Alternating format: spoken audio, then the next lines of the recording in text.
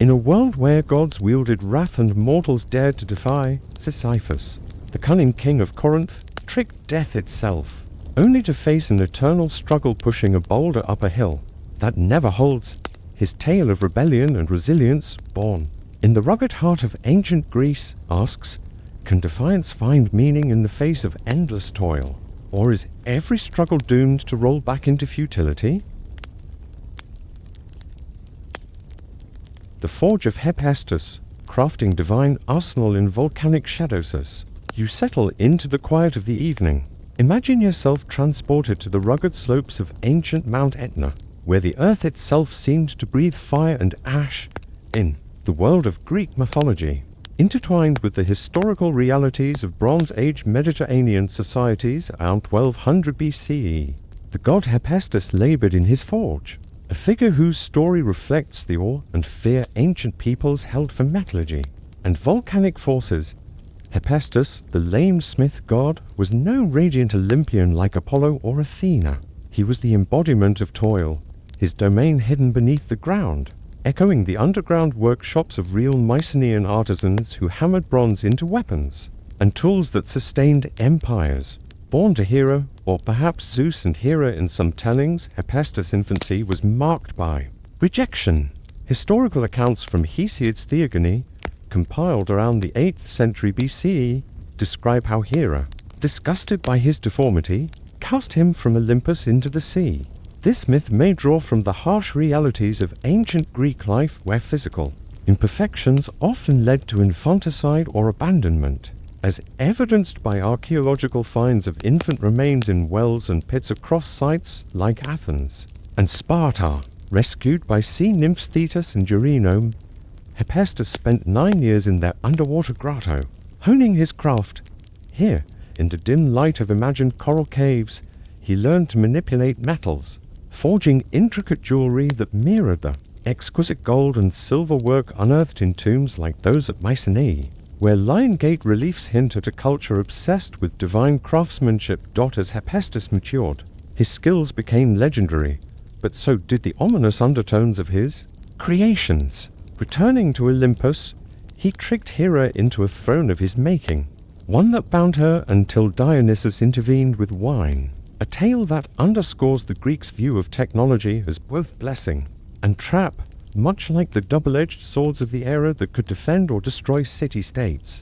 Banished again, he established his forge under volcanoes, places like Etna or Lemnos, where historical eruptions around 1500 BCE, possibly linked to the Thera explosion that devastated Minoan Crete, inspired tales of godly fury. You can picture the scene, the god, sweat-drenched and hunched, his clubfoot a reminder of mortal frailty, pounding away at an anvil amid rivers of lava, the air thick with sulfur, the clang of hammer on metal resonating like distant thunder. His works were not mere trinkets, they were divine weapons fraught with peril. For Athena, he crafted the aegis, a shield edged with serpents symbolizing protection, but also the terror of gorgons. For Zeus, thunderbolts that could shatter mountains, reflecting the real storms that ravaged Greek landscapes and influenced agricultural cycles. These artifacts carried hidden dangers, power that could unbalance the cosmos. In historical context, such myths paralleled the rise of ironworking around 1100 BCE, a technological shift that democratized warfare but also sowed chaos in the collapse of Bronze Age. Palaces, as seen in the ruins of Pylos and Knossos, Hephaestus' marriage to Aphrodite added layers of betrayal and ingenuity. Trapped in a loveless union arranged by Zeus, he endured her affairs with Mars, the god of war. Using his craft, he forged a net of unbreakable chains, invisible and fine as spider silk, to ensnare the lovers, a device that humiliated them before the gods. This episode, detailed in Homer's Odyssey from the 8th century BCE, highlights themes of jealousy and retribution, echoing the domestic strife in ancient households where infidelity could lead to blood feuds, as recorded in Linear B tablets from Mycenaean archives. Yet, as you drift deeper into this narrative, consider the forge's ceaseless heat. What secrets lay in the embers where Hephaestus' hands shaped not just metal, but the fates of gods and men? Might his next creation tip the scales toward doom? Or was there a quieter resilience in his endless labor? As you linger in the smoky haze of Hephaestus' forge, imagine the rhythm of his hammer. Each strike a pulse in the heart of ancient Greek imagination, where metallurgy was both craft and mystery. Around 1200 BCE, the Mycenaean Greeks, whose fortified palaces dotted the Peloponnese, revered smiths as near divine, their ability to transform raw ore into gleaming bronze echoing the myths of Hephaestus. His volcanic workshops, nestled beneath Mount Etna or Lemnos, were more than poetic inventions. They mirrored the real forges of the era, where charcoal fires burned hot enough to melt copper and tin. As archaeological evidence from sites like Turin's reveals, the air in these workshops was thick with soot, the glow of molten metal casting eerie shadows. Much like the ominous aura surrounding Hephaestus' creations, his divine arsenal grew, each piece a testament to his skill and a harbinger of chaos. For Apollo, he forged arrows that carried plague, a nod to the real epidemics that swept through Bronze Age cities, as skeletal remains from mass graves in Athens suggest. For Artemis, a bow that never missed, reflecting the precision of Greek hunters whose survival depended on such tools, as seen in the bone harpoons found in Cycladic settlements. Yet, these weapons carried a weight beyond their function. The Greeks, through myths recorded in Hesiod's works and days around 700 BCE, saw technology as a double-edged blade essential for progress, yet capable of unleashing ruin. Hephaestus' forge was a crucible of this tension, its fires illuminating the fine line between creation and destruction. His personal life, too, was a furnace of conflict. The marriage to Aphrodite, arranged to stabilize Olympus, was a bitter irony. Her dalliance with ours was no secret, and Hephaestus' response's golden net was a masterpiece of cunning. This myth, detailed in the Odyssey, parallels historical practices where betrayed spouses in Greek city-states sought public shaming to restore honor. As seen in legal inscriptions from Gortyn on Crete, the net's creation required patience, a quality Hephaestus embodied as he toiled alone, his limp, a constant reminder of his outsider status. Yet, his isolation fueled his ingenuity, much like the solitary smiths of ancient Greece who worked in secrecy to guard their techniques, as evidenced by the guarded workshops uncovered in Knossos. Beyond Olympus, Hephaestus' influence touched mortal lives. He crafted automatons, golden maidens that moved like living beings to aid his work, a fantastical reflection of early Greek experiments with mechanics, like the water clocks and geared devices described in later Hellenistic texts. These creations fascinated the gods but hinted at a deeper unease. What happens when human craft rivals the divine? The historical shift from bronze to iron around 1100 BCE, which Hephaestus myths prefigure, disrupted social orders, empowering smaller tribes but destabilizing empires.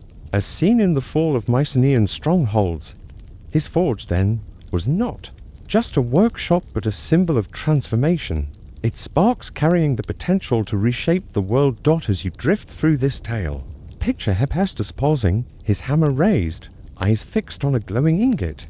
His next creation could arm a hero or doom a city. What drove him to keep forging, despite betrayal and exile? Was it duty, vengeance, or something deeper, a spark of defiance against his own limitations? Now, as you rest in the fading glow of Hephaestus' forge, envision the god at his anvil, the air heavy with the scent of molten metal and the weight of his choices. By the 8th century BCE, when Homer and Hesiod wove their tales, Hephaestus was more than a mythological figure. He was a mirror to the Greek world's fascination with and fear of technological power. His creations, thunderbolts, shields, automatons, were not just divine tools, but reflections of a society grappling with the consequences of its own ingenuity. The historical collapse of the Bronze Age around 1200 BCE, marked by the destruction of palaces like Mycenae and Pylos, was partly driven by advancements in metallurgy, which Hephaestus myths eerily foreshadow. Iron weapons, cheaper and sharper than bronze, empowered new warriors but fractured old hierarchies. As archaeological finds of iron blades in early Iron Age graves attest, Hephaestus' most enduring creation, though, was his role in the Trojan war's armory. For Achilles, he forged a shield described in Homer's Iliad as a cosmic masterpiece, etched with scenes of peace and war, a microcosm of human existence. This shield, with its intricate designs, echoes the real artistry of Mycenaean metalwork, like the gold-inlaid daggers found in shaft graves. Yet, its creation came at a cost. Achilles' brief, fiery glory ended in death, his shield unable to save him from fate. Hephaestus' work, while divine, could not alter destiny, a truth that resonated with Greeks who saw their own tools, plows, swords, ships both sustain and destroy their world, as evidenced by the burned remains of Troy. Dated to around 1180 BCE, his personal struggles reached their climax in his uneasy truce with Aphrodite and Mars. After the net incident, he released the lovers, choosing craft over vengeance. This resolution mirrors historical Greek practices of reconciliation over retribution, as seen in arbitration records from 7th century BCE Athens, where disputes were settled to preserve community stability. Hephaestus returned to his forge, his labor a quiet rebellion against his divine rejection. His resilience, born of exile and pain, made him a figure of endurance, much like the craftsmen of ancient Greece who rebuilt after the Bronze Age collapse, forging new lives amid ruins. The legacy of Hephaestus' forge endures beyond myth. The Greeks' reverence for him shaped their view of technology as a divine yet dangerous gift, a perspective that echoes in modern debates over innovation's costs and benefits. His story, rooted in the gritty realities of ancient metalworking, reminds you that progress often comes from the margins through those, like Hephaestus, who toil in obscurity. His volcanic fires parallel the slow, transformative work of human resilience, shaping history one hammer strike at a time. As you drift toward sleep, reflect on this. Hephaestus' creations armed gods and heroes, but they also sowed chaos. How does his story resonate today, when our own tools born of ingenuity can both build and unravel the world we know? Amazons of the steppes, warrior women's clashes with roses, you settle into the quiet of the night. Imagine yourself on the vast Eurasian steppes around 800 BCE, where the wind carries the scent of wild grasses and the distant thunder of hooves. Here, in the shadow of Greek mythology, the Amazons emerge not as mere legend, but as echoes of real warrior women from Scythian and Sarmatian tribes, whose lives have been uncovered in archaeological digs from Ukraine to Kazakhstan.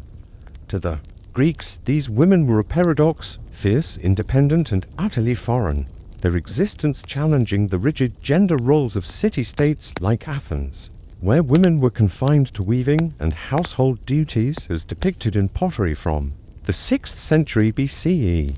The Amazons, by contrast, were said to ride horses, wield bows, and live free of male dominion, a myth rooted in the historical realities of nomadic life. Herodotus, writing in the 5th century BCE, described the Amazons as a tribe of women who fought as equals to men, their origins tied to the Sarmatians near the Black Sea. Excavations of Kurgan burial mounds, like those at Pokrovka dated to 600 to 400 BCE, reveal women interred with weapons, bronze daggers, quivers, and iron spearheads, suggesting they were no myth but a cultural reality. Some skeletons show signs of combat injuries like arrow wounds, proving these women fought and died as warriors. Their society, as myth and archaeology suggest, valued skill over gender, a stark contrast to Greek norms where women's public roles were limited. As seen in legal codes from Gorton on Crete. In Greek tales, the Amazons clashed with heroes like Heracles, Theseus, and Achilles, their battles woven into epics like the *Iliad* and *Argonautica*. Heracles' ninth labor to seize the girdle of Queen Hippolyta reflects early Greek encounters with steppe nomads during Black Sea trade expeditions. Around 700 BCE, these stories, while exaggerated, hint at real cultural friction. Greeks, with their bronze hoplite armor, faced nomadic archers whose hit-and-run tactics baffled them, as noted in Persian accounts of Scythian warfare from 513 BCE. The Amazons mythologized ferocity, cutting off one breast to draw a bow, a detail likely invented to exoticize them captured Greek imaginations. appearing in vase paintings and temple reliefs. Their daily lives were as remarkable as their battles. Living in mobile camps of felt tents, they hunted, herded, and fought. Their horses central to survival. Archaeological finds, like horse trappings and milk residues in Scythian pots, show a diet and lifestyle built for endurance. Women trained, alongside men, mastering archery and riding, skills essential in a harsh landscape where raids were common, as evidenced by fortified Scythian settlements. Their independence fascinated yet unsettled the Greeks, who saw them as a threat to civilized order. As you drift deeper into this tale, picture an Amazon stringing her bow, her gaze fixed on the horizon. What drove these women to defy the world's expectations? Were there clashes with Greek heroes doomed from the start? Or did their defiance plant seeds of legend that outlasted their enemies? As you linger in the windswept plains of the ancient steppes, imagine the rhythm of galloping hooves and the twang of bowstrings, the lifeblood of the Amazons around 700 BCE. These warrior women, rooted in the Scythian and Sarmatian tribes, were not just mythic figures but reflections of a real culture that thrived beyond the Greek world's reach. Herodotus Histories written around for 40 BCE, paints them as horsewomen who fought with deadly precision. Their independence a stark rebuke to the Greek ideal of women confined to domesticity, as seen in Athenian laws restricting women's property rights. Archaeological evidence, like the kurgans of Issyk and Pazyryk, reveals women buried with weapons, bronze arrowheads, iron swords, and horse gear, some with battle-scarred bones, confirming their role as warriors in a nomadic society that valued strength over gender. The myths of their battles with Greek heroes grew from cultural encounters. Heracles' quest for Hippolyta's girdle, part of his 12 labors, likely draws from Greek traders' interactions with steppe nomads along the Black Sea coast, where colonies like Olbia flourished by 600 BCE. Theseus' abduction of Antiope, sparking an Amazon invasion of Athens in myth, mirrors historical tensions during Greek expansion, as seen in fortified settlements like Histria. The Amazons' combat style mounted archery with recurved bows, made them formidable, a tactic that frustrated Greek phalanxes and later baffled Persian armies, as recorded in Darius I's campaigns around 513 BCE. Athenian art, like the Parthenon's metopes, depicts these battles, blending awe with fear of their barbaric freedom. Their daily lives were a testament to resilience. Living in mobile camps, they moved with the seasons, their felt tents and herds sustaining them across vast grasslands. Grave goods mirrors, jewelry, and weapons suggest a blend of roles: warrior, craftswoman, caregiver.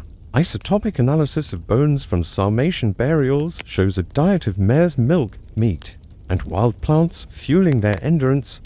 Women trained from youth, riding and shooting in a culture where survival demanded versatility, unlike the Greek world where women's public roles were curtailed, as evidenced by funerary inscriptions limiting their visibility. This adaptability allowed them to thrive in a landscape of raids and rivalries, their mobility a shield against conquest. Yet, the myths often cast them as tragic figures.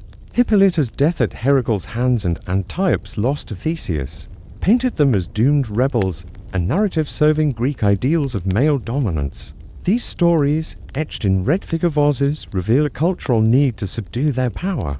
But the real women of the steppes persisted, their burials showing continued martial roles into the 4th century BCE, defying the myths that sought to erase them. As you rest on these plains, picture an Amazon sharpening her spear, her eyes scanning the threats.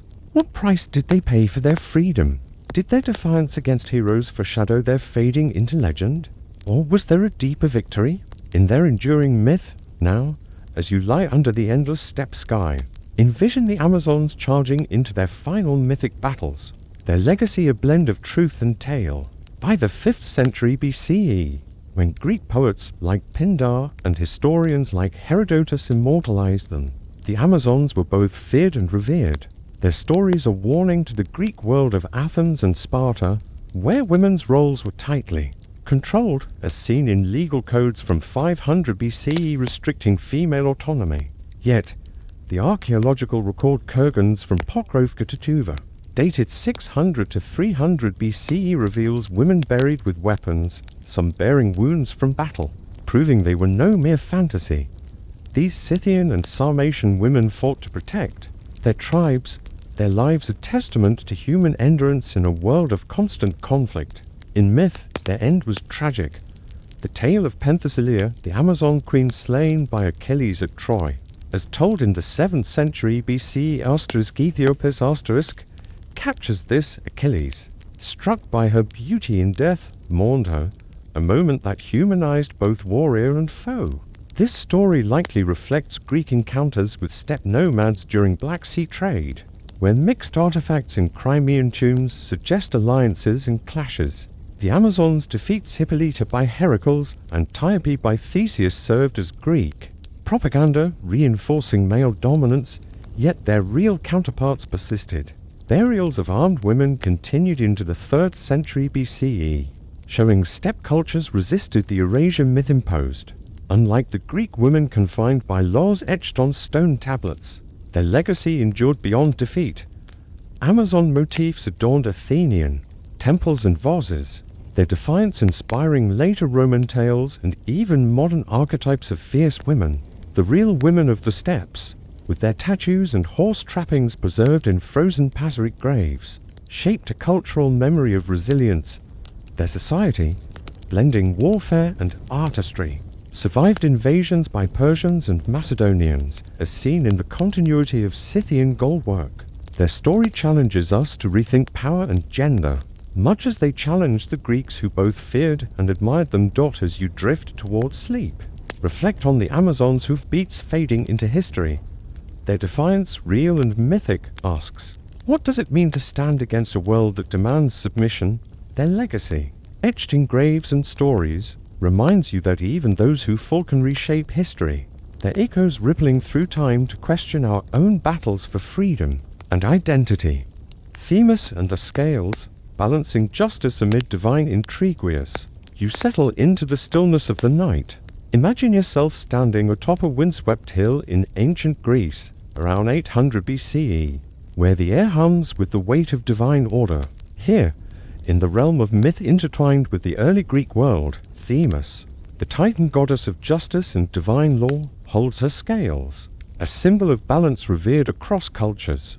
Unlike the radiant Olympians, Themis was a figure of quiet authority, her origins rooted in the pre-Greek myths of the Pelasgians, whose rituals at oracular sites, like Dodona, dated to 1200 BCE, suggest a deep reverence for cosmic order. Her name, meaning that which is set, reflected the Greeks' yearning for stability in a world of feuding city-states and unpredictable gods. As evidenced by early legal inscriptions from Draros in Crete, Themis was no mere abstraction. In Hesiod's Theogony composed around 700 BCE, she is a daughter of Gaia and Uranus, a titan who survived the war against Zeus to become his advisor.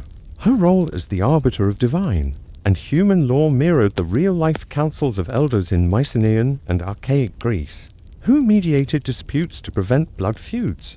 As seen in clay tablets from Pylos detailing land disputes, picture her seated in a marble hall, her scales gleaming, weighing the fates of gods and mortals alike.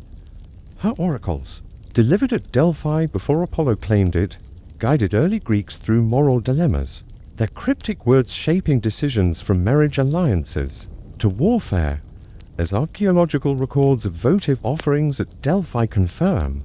Her presence was felt in daily life. Themis governed the assembly of gods, ensuring their debates, often as chaotic as human ones, followed a semblance of order.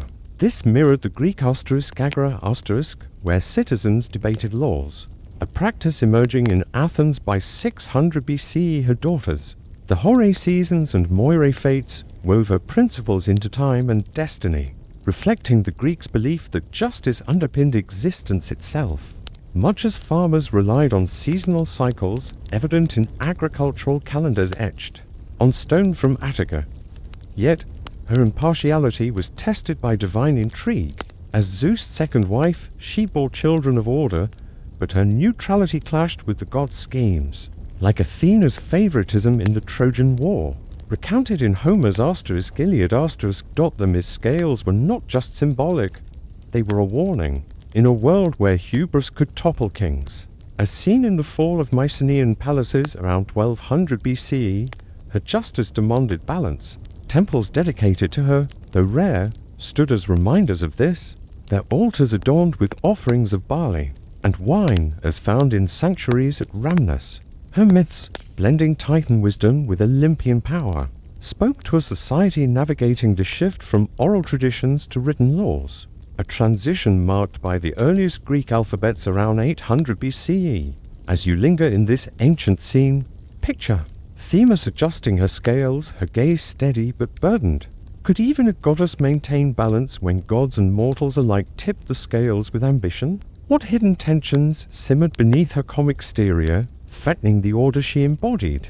As you drift deeper into the ancient Greek world, envision Themis standing resolute in her marble sanctuary, her scales glinting under torchlight, a beacon of order amid the chaos of divine and mortal ambitions. Around 700 BCE, when Hesiod and Homer wove her into their tales, Themis was more than a mythic figure.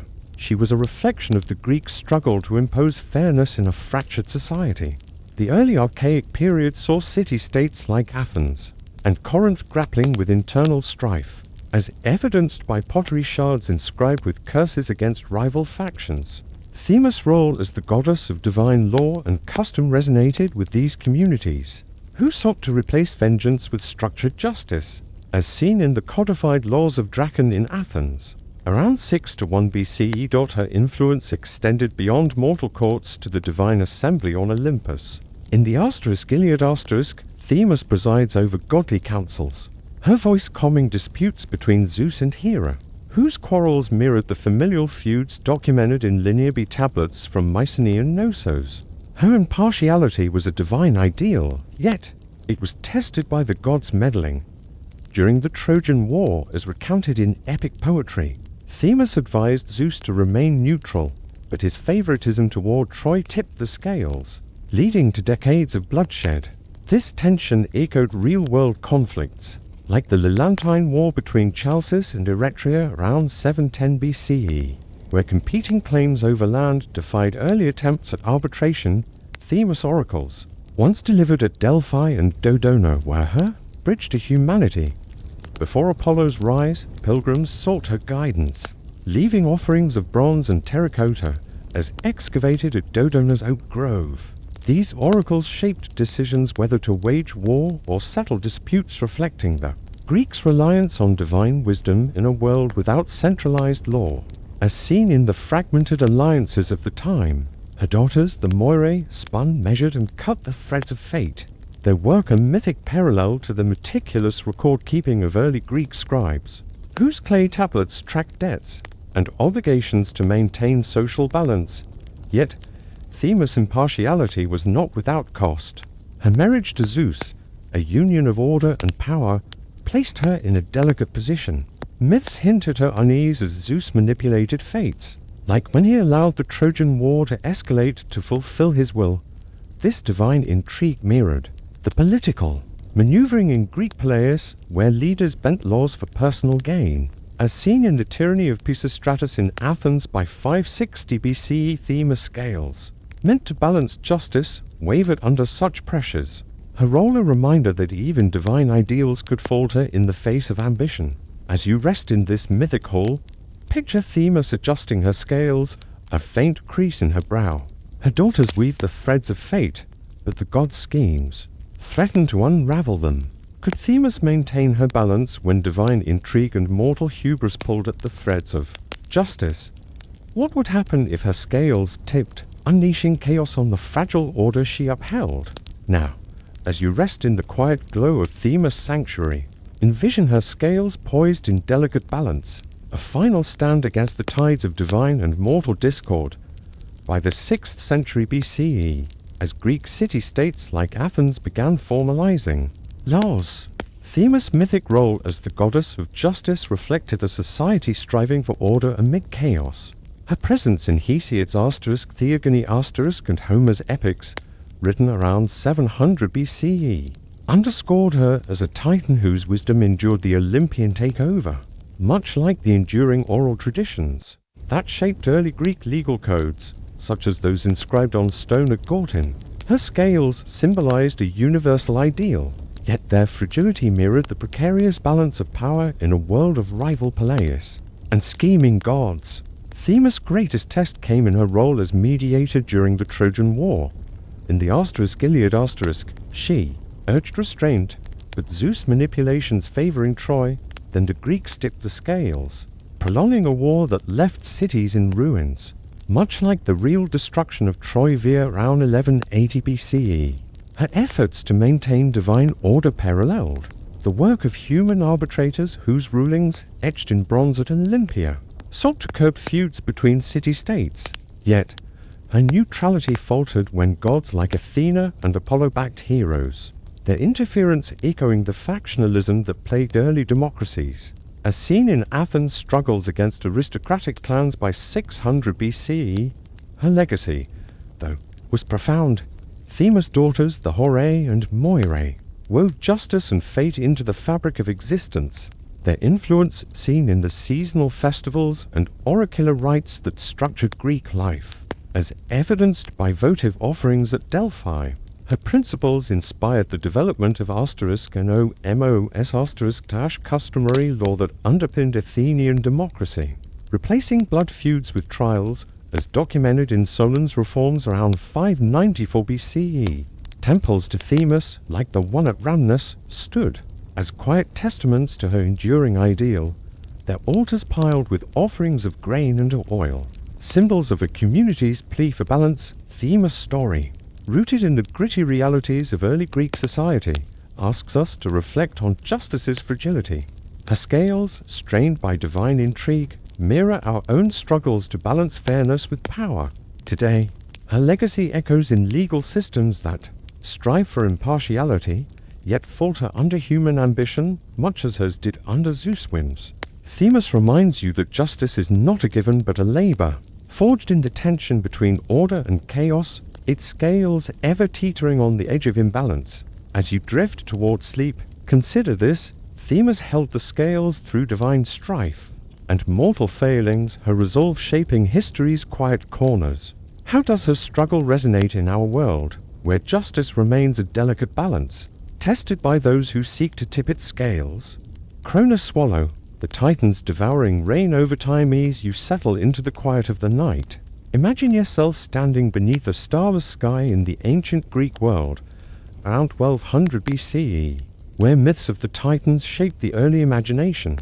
Cronus, the youngest Titan, looms large in this primordial tale, his story woven into Hesiod's Theogony around 700 BCE, reflecting the fears and ambitions of a society emerging from the Bronze Age collapse. Cronus was no benevolent deity, he was the god of time's relentless march, his sickle a symbol of both harvest and destruction, echoing the agricultural cycles and violent upheavals of Mycenaean Greece, where palace ruins like those at Pylos bear scars of fire and conflict.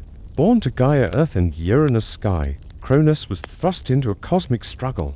Uranus, fearing his children's power, imprisoned them within Gaia's womb, a myth paralleling the real tensions of early Greek clans, where patriarchal control over resources sparked feuds. As seen in Linear tablets recording land disputes, Gaia, in agony, gifted Cronus a sickle of flint or adamant, a tool akin to the bronze sickles found in Mycenaean tombs, used for reaping grain but also for settling scores. With it, Cronus ambushed Uranus, castrating him and seizing the throne of the cosmos. This brutal act, detailed in Hesiod's verses, mirrored the violent power shifts in Bronze Age societies, where chieftains rose through bloodshed, as evidenced by warrior graves laden with weapons. As ruler, Cronus' reign was marked by paranoia, prophesied to be overthrown by his child as he had overthrown Uranus.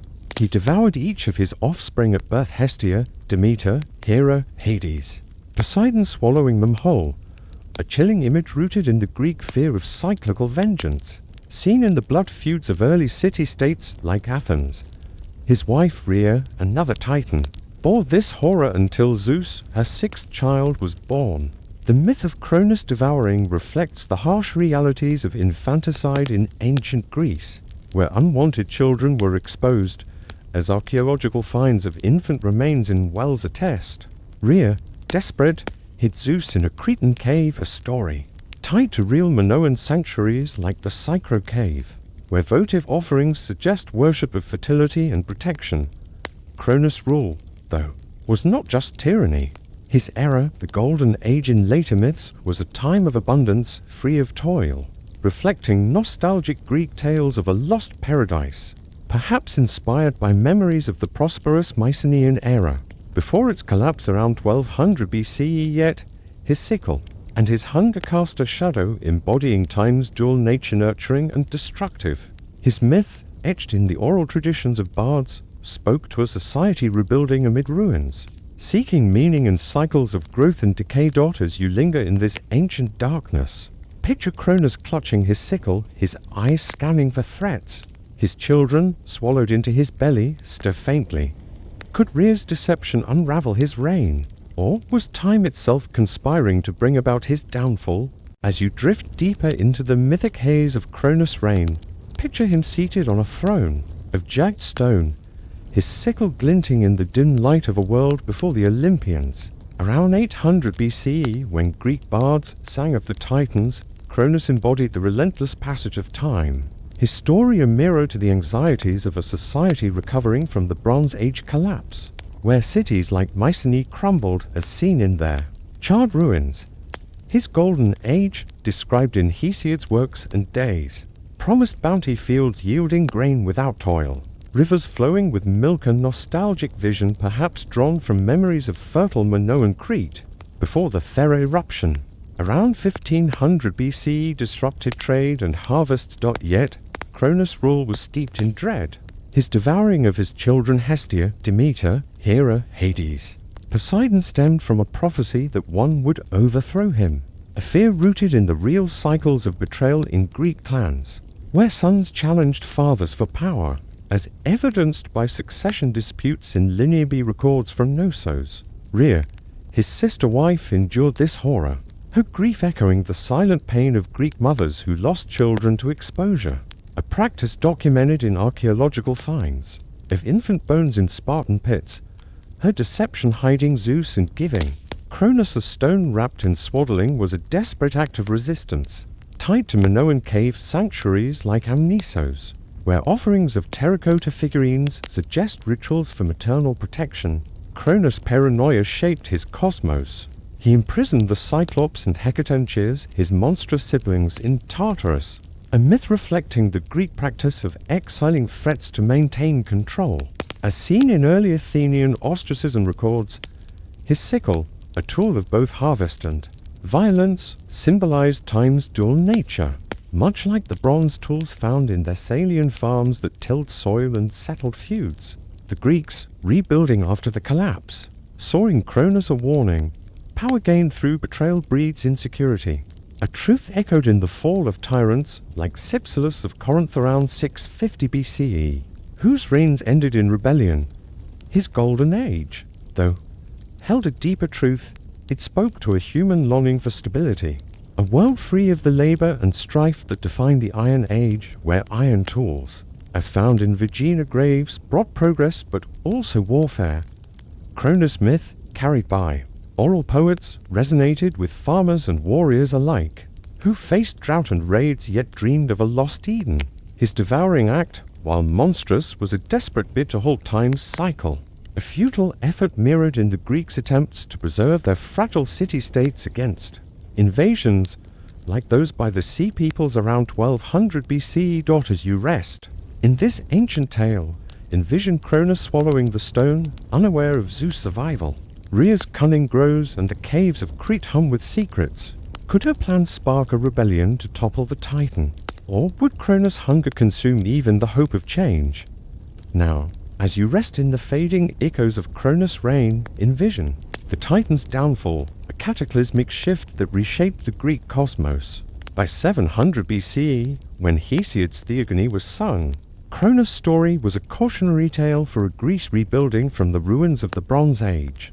where the collapse of palaces like Turin's around 1200 BCE left scars of fire and abandonment. Rhea's deception succeeded. Zeus, raised in Crete's caves, grew strong, aided by nymphs and a she-goat Amalthea, and myth tied to Minoan rituals at the Idaean cave, where bronze shields and figurines suggest worship of youthful deities. Rhea tricked Cronus into swallowing, then gave him an emetic perhaps inspired by herbal remedies used in ancient medicine, as found in pharmacopoeia texts from 600 BCE, forcing him to regurgitate his children. The regurgitated gods Hestia, Demeter, Hera, Hades, Poseidon united with Zeus in the Titanomachy, a 10-year war against Cronus and his Titan allies.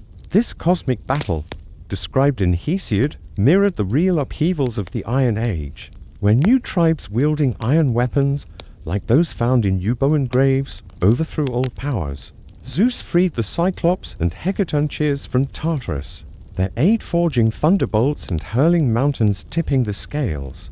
The war's end saw Cronus banished to Tartarus, a fate akin to the exile of defeated chieftains in early Greek society. As seen in ostracism practices by 600 BCE, some myths, like those in Pindar's odes, place him ruling a distant golden age. A nod to the Greek nostalgia for a lost era of peace.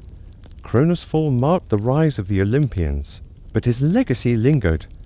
His sickle, symbolizing time's unyielding cut, echoed in Greek festivals like the Chronia, where slaves and masters dined together, reflecting a brief reversal of hierarchy.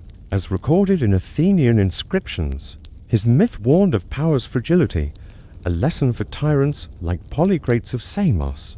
Toppled by 522 BCE, the golden age he ruled became a wistful memory, contrasting the toil of the Iron Age, where farmers scratched fields with iron plows. As found in Boeotian sites, Cronus' story, rooted in the gritty realities of succession and survival, speaks to the human struggle against time's erosion. His devouring act and defeat reflect our own fears of obsolescence, yet Rhea's cunning shows resilience can outwit even the mightiest. Today, his tale resonates in our wrestle with progress and legacy, where we, like the Greeks, seek balance amid change. As you drift toward sleep, consider this: Cronus, who sought to halt time, was undone by it. How does his story echo in our own battles to preserve what matters against the relentless march of time?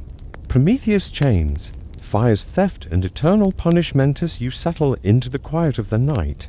Imagine yourself on a rocky outcrop in the ancient Greek world, around 800 BCE, where the air carries the chill of divine retribution. Prometheus, the cunning titan, stands at the heart of a myth that resonates with the struggles of a Greece, emerging from the Bronze Age collapse. His tale etched in Hesiod's Theogony and Aeschylus' Prometheus bound around 700 to 50 BCE. Unlike the mighty Cronus, Prometheus was a trickster, his name meaning forethought, a figure whose defiance of Zeus shaped humanity's fate. His story reflects the Greeks' fascination with fire, both a tool of survival and a spark of rebellion, mirroring the real hearths that warmed Mycenaean homes. As seen in the ash-filled fire pits of Pylos, Prometheus, born of the Titan Iapetus, and the nymph Clymene, was a bridge between gods and mortals. In Hesiod's telling, he sided with Zeus during the Titanomachy, helping overthrow Cronus, a war echoing the violent power shifts of the Iron Age, when new tribes wielded iron tools, as found in Euboean graves. Yet, his loyalty soured when Zeus, now ruler, denied humans fire, deeming them unworthy. Fire, essential for cooking, forging, and warmth, was central to Greek life, as evidenced by clay ovens and bronze forges in Turin's. Prometheus, pitying humanity's cold, dark existence, stole fire from Hephaestus' forge or the sun itself, a daring act that parallels the real spread of metallurgy across Greece around 1100 BCE, transforming societies but defying divine order. His theft was no simple heist. In a sacrificial dispute at Mecone, Prometheus tricked Zeus, dividing an ox and offering him bones wrapped in fat, while humans kept the meat, a myth rooted in Greek rituals where bones were burned for gods, as seen in altar remains at Olympia. Enraged, Zeus withheld fire, but Prometheus' rebellion restored it, gifting humanity progress. This act, though, came at a cost. Zeus embodying the absolute authority of early Greek kings, as seen in Linear tablets naming Wainak's rulers, chained Prometheus to a Caucasian peak, his liver devoured daily by an eagle, only to regrow an eternal torment reflecting the Greek fear of hubris. The overstepping of mortal bounds, Prometheus' defiance was not just mythic. It spoke to a Greece rebuilding amid scarcity, where fire meant survival. As seen in the charred seeds and tools of early Iron Age farms, his chains symbolized the tension between innovation and authority, a struggle echoed in the rise of tyrants, like Sisyphus of Corinth around 650 BCE, who seized power through cunning but faced divine and human backlash. As you linger on this windswept crag, picture Prometheus bound, the eagle's shadow circling. His gift of fire lights the world below, but his chains bite deep. Could his defiance inspire humanity's rise? Or would his punishment warn of the dangers of challenging the divine order? As you linger on the jagged peaks where Prometheus is bound, feel the biting wind and the weight of his chains, a stark reminder of divine wrath in the Greek world of 700 BCE history. Woven into Aeschylus, Prometheus bound reflects a society grappling with the cost of progress, as the spread of ironworking around 1100 BCE revolutionized Greek life but sparked conflicts, evident in the weapon-filled graves of Lefkindi. Prometheus' theft of fire was more than rebellion, it was a gift of survival, enabling humans to cook, forge tools, and fend off the cold, much like the clay hearths and bronze forges unearthed at Knossos. Central to daily life in the Iron Age, his defiance grew from a deeper rift. After tricking Zeus at Mecone, where he secured meat for humans, Prometheus challenged the divine hierarchy, a bold act mirroring the social upheavals of early Greece, where new leaders challenged old elites, as seen in the rise of Basilius rulers in Athens' early inscriptions. Zeus' punishment was merciless. Chained to a rock, Prometheus endured the eagle's daily torment, his liver regrowing each night, a cycle of suffering that echoed Greek fears of eternal retribution, akin to the curses inscribed on lead tablets, found in Attic graves. Yet Prometheus' resilience shone through. In Aeschylus' play, he boasts of giving humans not just fire but knowledge, writing, numbers, and animal domestication skills that parallel the real advancements of the archaic period, like the adoption of the Phoenician alphabet around 800 BCE. This gift came at a terrible price. Zeus' wrath extended beyond Prometheus to humanity, sending Pandora to unleash woe's disease, toil, strife upon the world, a myth reflecting the Greeks' view of progress as a double-edged sword, much like the iron tools that boosted farming but armed raiders. As seen in the destruction layers of Troy, Prometheus' suffering was a spectacle for the gods, yet he remained defiant. His fall fought a shield against despair. His plight resonated with Greeks who faced their own struggles, droughts, raids, and tyranny as they rebuilt after the Mycenaean collapse. Their resilience captured in the pottery and tools of early Iron Age villages. Prometheus' chains, forged by Hephaestus, were a paradox, crafted by the god of artisans to bind the champion of human craft. This tension mirrored the Greek ambivalence toward technology seen in the guarded forges of Mycenae, where smiths were both revered and distrusted. His punishment, set against the stark Caucasian peaks, was a warning to mortals: defy the gods and pay eternally. Yet his gift of fire burned on, lighting human hearths and forges, a spark of hope amid suffering. As you rest on this desolate crag, picture Prometheus enduring the eagle's claws, his gaze fixed on the horizon. His gift thrives below, but his chains grow heavier. Could his defiance outlast Zeus' wrath? Or would his eternal torment prove the god's power over even the boldest rebel? Now, as you rest on the windswept peak where Prometheus suffers, envision the Titan's enduring defiance, his chains clanking in the cold air of a Greek world around 600 BCE. His story, immortalized in Aeschylus, Prometheus bound, was a mirror to a Greece navigating the rise of city-states and the perils of innovation, as seen in the spread of coinage and laws in Athens under Solon around 594 BCE. Prometheus' gift of fire had transformed humanity, sparking advancements like the iron plows and swords found in Boeotian farms. But his punishment, eternal torment by Zeus' eagle, reflected the Greek fear of hubris, a warning etched in the tales of fallen tyrants like Polycrates of Samos. Toppled by 520 to BCE, his liberation, though, was foretold in later myths. Heracles, during his labors, freed Prometheus, slaying the eagle with an arrow, a story tied to the Greek ideal of heroism overcoming divine wrath, much like the real warriors celebrated in epic poetry for defending Peleus against invaders. This release, described in fragments of Aeschylus' lost Prometheus Unbound, symbolized hope, a nod to the resilience of Greeks who rebuilt after the Mycenaean collapse, their villages marked by new pottery styles and iron tools. Prometheus' suffering was not in vain. His fire fueled human progress, from the forges of Corinth to the hearths of Attica, where archaeological finds show thriving communities by 600 BCE, yet his legacy carried a darker truth. The woes unleashed by Pandora disease, labor, strife was Zeus' counterstroke, a reminder that progress invites suffering, a theme echoed in the Greek experience of trade and war, where prosperity from Black Sea colonies brought conflict. As seen in the Lelantine War around 710 BCE, Prometheus' defiance, though punished, inspired humanity to endure, much like the farmers and artisans who persisted through droughts and raids, their lives etched in the simple loom weights and grain stores of Iron Age sites. Prometheus' story, rooted in the gritty realities of survival and rebellion, speaks to the human drive to push beyond limitations, even at great cost. His chains, broken by Heracles, symbolize the triumph of ingenuity over oppression, a lesson for our own era where innovation, whether in technology or ideas, carries both promise and peril. His fire burns still, in every act of creation that defies the odds, reminding you that progress, though costly, is born of courage. As you drift toward sleep, reflect on this. Prometheus endured torment to light humanity's path. How does his sacrifice echo in our own struggles to balance ambition with consequence, to wield the fire of progress without being consumed? Pandora's vessel, unleashing woes upon mortal realms as you settle into the stillness of the night.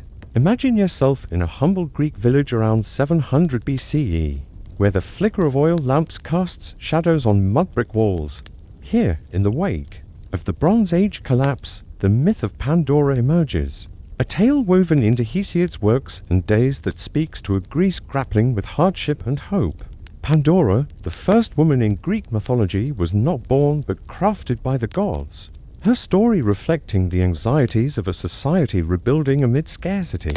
As seen in the sparse grain stores and simple pottery of early Iron Age settlements like Lefkandi, Hesiod tells us that Zeus, angered by Prometheus' theft of fire, ordered Pandora's creation as a punishment for humanity. Hephaestus molded her from clay, shaping her with divine artistry. Much like the terracotta figurines found in Boeotian graves, symbols of fertility and divine favor, Athena adorned her with shimmering garments echoing the intricate textiles, woven by Greek women as evidenced by loom weights from Athens. Aphrodite gifted her charm, while Hermes instilled a cunning mind, traits that mirrored the complex roles of women in archaic Greece, revered yet distrusted, as seen in legal codes restricting their public roles in city-states like Sparta. Pandora was sent to Earth with a sealed vessel ajar, not a box, as later mistranslations suggested, filled with unseen contents. In Hesiod's narrative, she was given to Epimetheus, Prometheus' less cautious brother, whose name means afterthought. This union, set in a world of early farmers scratching fields with iron plows, as found in Thessalian sites, symbolized humanity's vulnerability to divine whims. The jar, likely inspired by the clay pithoi used to store grain and oil in Greek homes, as excavated at Knossos, held a dual promise, sustenance and danger. Pandora's arrival marked a shift from the golden age of abundance to an era of toil, a reflection of the Iron Age's harsh realities where droughts and raids, like those by the Sea Peoples around 1200 BCE, tested human endurance. Her creation was no simple act. The gods' gifts made her alluring yet perilous, a living paradox in a society where women's roles were tightly controlled, as seen in Athenian inscriptions limiting their property rights. Pandora's beauty masked her purpose to deliver Zeus' retribution for Prometheus' defiance. Her story, told by firesides, resonated with Greeks who saw life's blessings harvests, hearths, families tinged with inevitable suffering, a truth etched in the worn tools and meager burials of the time.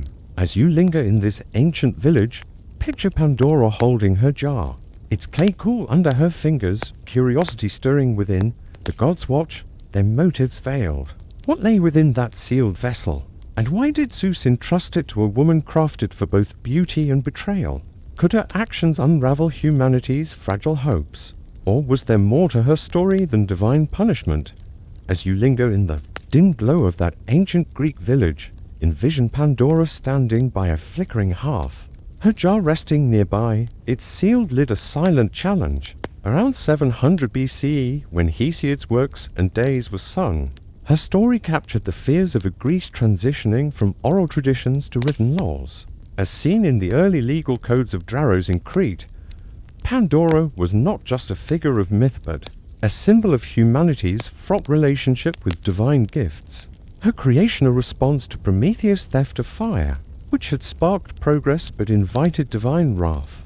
Much like the iron tools that fueled both farming and conflict in the Iron Age, as evidenced by weapon caches in Euboean sites, her role as Zeus' instrument was complex.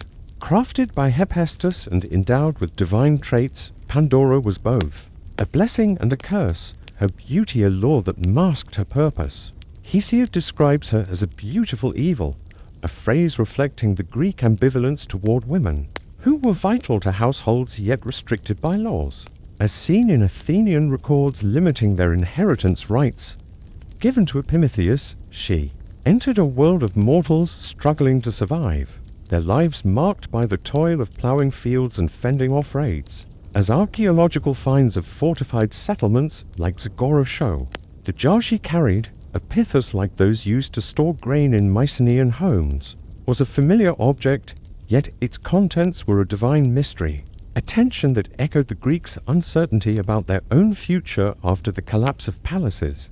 Around 1200 BCE, Pandora's curiosity, a gift from Hermes, drove her to open the jar. In Hesiod's telling, she lifted the lid, releasing countless woes, disease, strife, and labor upon humanity, a myth that mirrored the real plagues and conflicts of the Iron Age. As seen in mass graves from Athens dated to 700 BC, only hope remained trapped inside, a bittersweet remnant that Greeks interpreted as both solace and torment. Much like their own resilience in rebuilding villages with mud-brick homes and simple hearts, her act was not malicious but inevitable, a reflection of human nature's urge to explore, even at great cost, akin to the Greek traders who ventured to the Black Sea, bringing wealth but also conflict, as seen in the mixed artifacts of Olbia. The gods watched, their motives opaque. Zeus' punishment through Pandora was a reminder of divine power, yet her story also humanized her, a woman caught in a cosmic scheme. Her act of opening the jar reshaped humanity's fate, shifting the Golden Age's ease to an era of struggle, a narrative that resonated with Greeks who faced daily hardships, their lives etched in the worn tools and sparse burials of the time daughters. You rest by this ancient hearth, picture Pandora gazing at the jar, its lid now ajar, woes swirling into the night. Did her curiosity doom humanity, or was hope's lingering presence a spark of redemption? What role did the gods expect her to play, and could a mortal woman defy their design? Now, as you rest in the fading light of that ancient village, envision Pandora standing amidst the aftermath of her act, the jar now empty save for hope, its lid heavy with consequence. By 600 BCE, as Greek city-states like Athens crafted laws under Solon, Pandora's myth in Hesiod's works and days was a cautionary tale, reflecting a society wrestling with the cost of progress and the fragility of human existence. Her opening of the jar unleashed woes, disease, toil, strife that defined the Iron Age, a time of hardship marked by mass burials in Corinth and eroded fields in Attica. where farmers struggled with iron plows against unforgiving soil. As archaeological records show. Yet, Hope's retention in the jar was Pandora's unintended gift. Hesiod's ambiguous ending, hope trapped beneath the lid, sparked debate among Greeks, some seeing it as a curse, others as salvation. Much like the resilience of communities that rebuilt after the Mycenaean collapse around 1200 BCE, their lives etched in the simple hearths and pottery of Zagora. Pandora's act, though catastrophic, was not wholly her own. She was a pawn in Zeus' design, her curiosity a divine implant, reflecting the Greek view of women as both vital and dangerous, as seen in restrictive marriage laws, inscribed on Gorton's stone tablets. Her story humanized her, a woman caught between divine will and mortal consequence, much like the real women who wove textiles and managed households under societal constraints.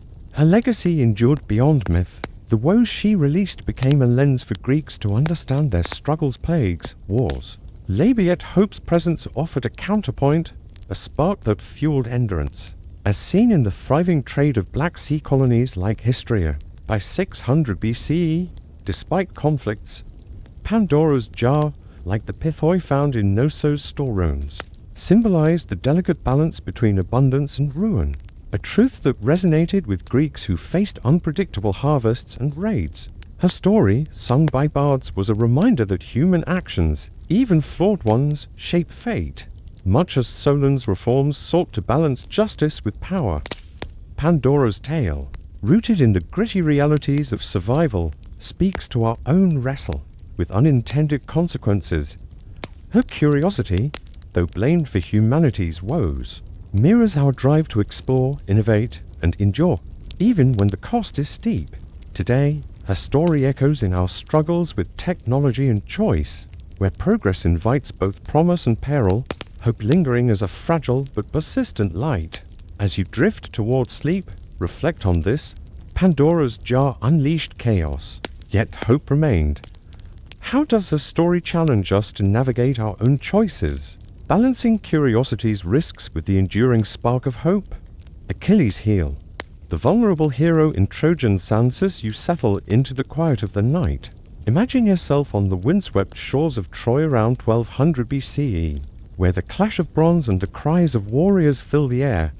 Here, in the heart of the Trojan War, Achilles, the greatest Greek hero, strides through the epic tales of Homer's Iliad, composed around 750 BCE. His story, rooted in the gritty realities of Mycenaean Greece, reflects a society obsessed with honor and mortality, as seen in the warrior graves of Mycenae, laden with bronze swords and gold masks. Achilles, born to the mortal Peleus and the sea nymph Thetis, was no mere man. His near invincibility made him a legend. Yet his fabled heel exposed a universal truth: even the mightiest have flaws. Thetis, desperate to protect her son, dipped him in the river Styx, granting invulnerability save for the heel she held, a myth likely inspired by Greek rituals of purification in sacred springs, as evidenced by votive offerings at the Amphiaraean sanctuary.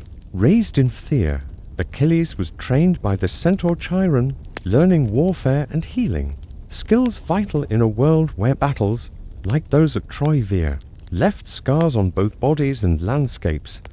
His prowess was unmatched, his speed and strength, felling countless foes, as depicted in red figure vases showing him in combat.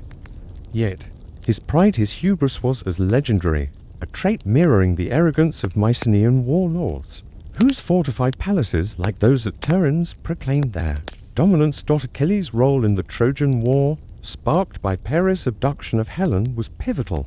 Leading the Myrmidons, his loyal warriors, he sacked Trojan allies, his raids echoing the real Mycenaean campaigns along Asia Minor's coast, as seen in Hittite records mentioning Ohiyawa invaders. His armor, forged by Hephaestus, was a divine marvel, its intricate designs akin to the gold-inlaid daggers found in shaft graves. Yet, his rage defined him. When Agamemnon seized his war prize Briseis, Achilles withdrew from battle, a feud reflecting the honor-driven disputes of Greek chieftains. Recorded in Linear B tablets over land and tribute, his withdrawal shifted The war's tide, leaving the Greeks vulnerable, much like the real power struggles that weakened Mycenaean strongholds. Before their collapse around 1200 BC, Achilles' story, sung by bards, resonated with a Greece rebuilding amid ruins, where heroism was both celebrated and questioned. His invulnerability, save for that one flaw, spoke to a society that revered warriors yet feared their fragility, as seen in the skeletal remains of battle-wounded soldiers in Attic graves. As you linger on these blood-soaked sands, picture Achilles, his bronze armor gleaming, his gaze fierce but troubled. His heel, untouched by the Styx, remains his secret weakness. Could his pride and rage undo his glory, or would his return to battle reshape the fate of Troy? As you linger on the Trojan shores, envision Achilles brooding in his tent, the distant clash of battle muffled by his wounded pride. Around 750 BCE, when Homer's Iliad was first sung, Achilles' story captured the tensions of a Greece emerging from the Bronze Age collapse, where honor and vengeance drove warriors, as seen in the spearheads and shields buried in warrior graves at Knossos. His withdrawal from the Trojan War, sparked by Agamemnon's theft of Briseis, left the Greeks faltering, their ships burning under Trojan assaults. A scene echoing the real destruction layers at Troy Vii, dated to 1180 BCE, where fire-scarred walls suggest a city under siege. Achilles' rage was more than personal. It was a mirror to the Greek obsession with time honor central to their society, as seen in inscriptions honoring warriors at Olympia. His refusal to fight, despite pleas from comrades like Odysseus, reflected the stubborn individualism of Mycenaean leaders whose feuds over resources, recorded in Lineae tablets, often destabilized their realms. The Greeks' losses mounted with Hector, Troy's champion, leading charges that nearly broke their lines, a dynamic paralleled by Hittite accounts of coastal raids by Ahiyawa warriors, likely Mycenaeans. Around 1200 BC, Achilles' Myrmidons, idle without their leader, mourned their sidelined glory, their loyalty a testament to his charisma. Akin to the warrior bands depicted on Pylos frescoes, the turning point came with Patroclus, Achilles' closest friend. Unable to bear the Greek losses, Patroclus donned Achilles' armor, forged by Hephaestus, and led the Myrmidons into battle, a desperate act mirroring the Greeks' reliance on substitute leaders. During crises, as seen in early Athenian records of inner marshons, Patroclus valor drove the Trojans back, but Hector slew him, stripping the divine armor, an event that shattered Achilles' isolation. The loss of Patroclus, detailed in the Iliad, was a personal tragedy rooted in the Greek value of philia deep, friendship evident in paired burials of warriors in Boeotian tombs, suggesting bonds stronger than blood. Grief ignited Achilles' return. He reconciled with Agamemnon, accepting Briseis' return, and received new armor from Hephaestus, its shield etched with cosmic scenes, like the intricate gold work of Mycenaean daggers. His re-entry was cataclysmic, his rage driving him to slaughter Trojans by the Scamander River, a scene reflecting the brutal warfare of the time, where mass graves near Troy reveal hacked bones and arrowheads. Yet, his heel remained his unspoken flaw, a vulnerability tied to his mother's failed ritual, a myth that echoed Greek anxieties about mortality. Seen in the fragile remains of warriors who fell despite their prowess. As you rest amid the din of battle, picture Achilles, his new armor blazing, charging toward Hector. His heart burns with vengeance, but his heel remains untouched by the Styx. Could his rage lead to triumph, or would his hidden weakness bring his downfall at Troy's gates? Now, as you rest on the bloodied sands of Troy, envision Achilles in his final moments, his bronze armor flashing as he faces Hector before the city's walls. By 700 BCE, when the Iliad was sung, Achilles' story was a cornerstone of Greek identity, reflecting a society that revered heroism but grappled with its costs, as seen in the warrior cults honored at Sparta's Menelaean shrine.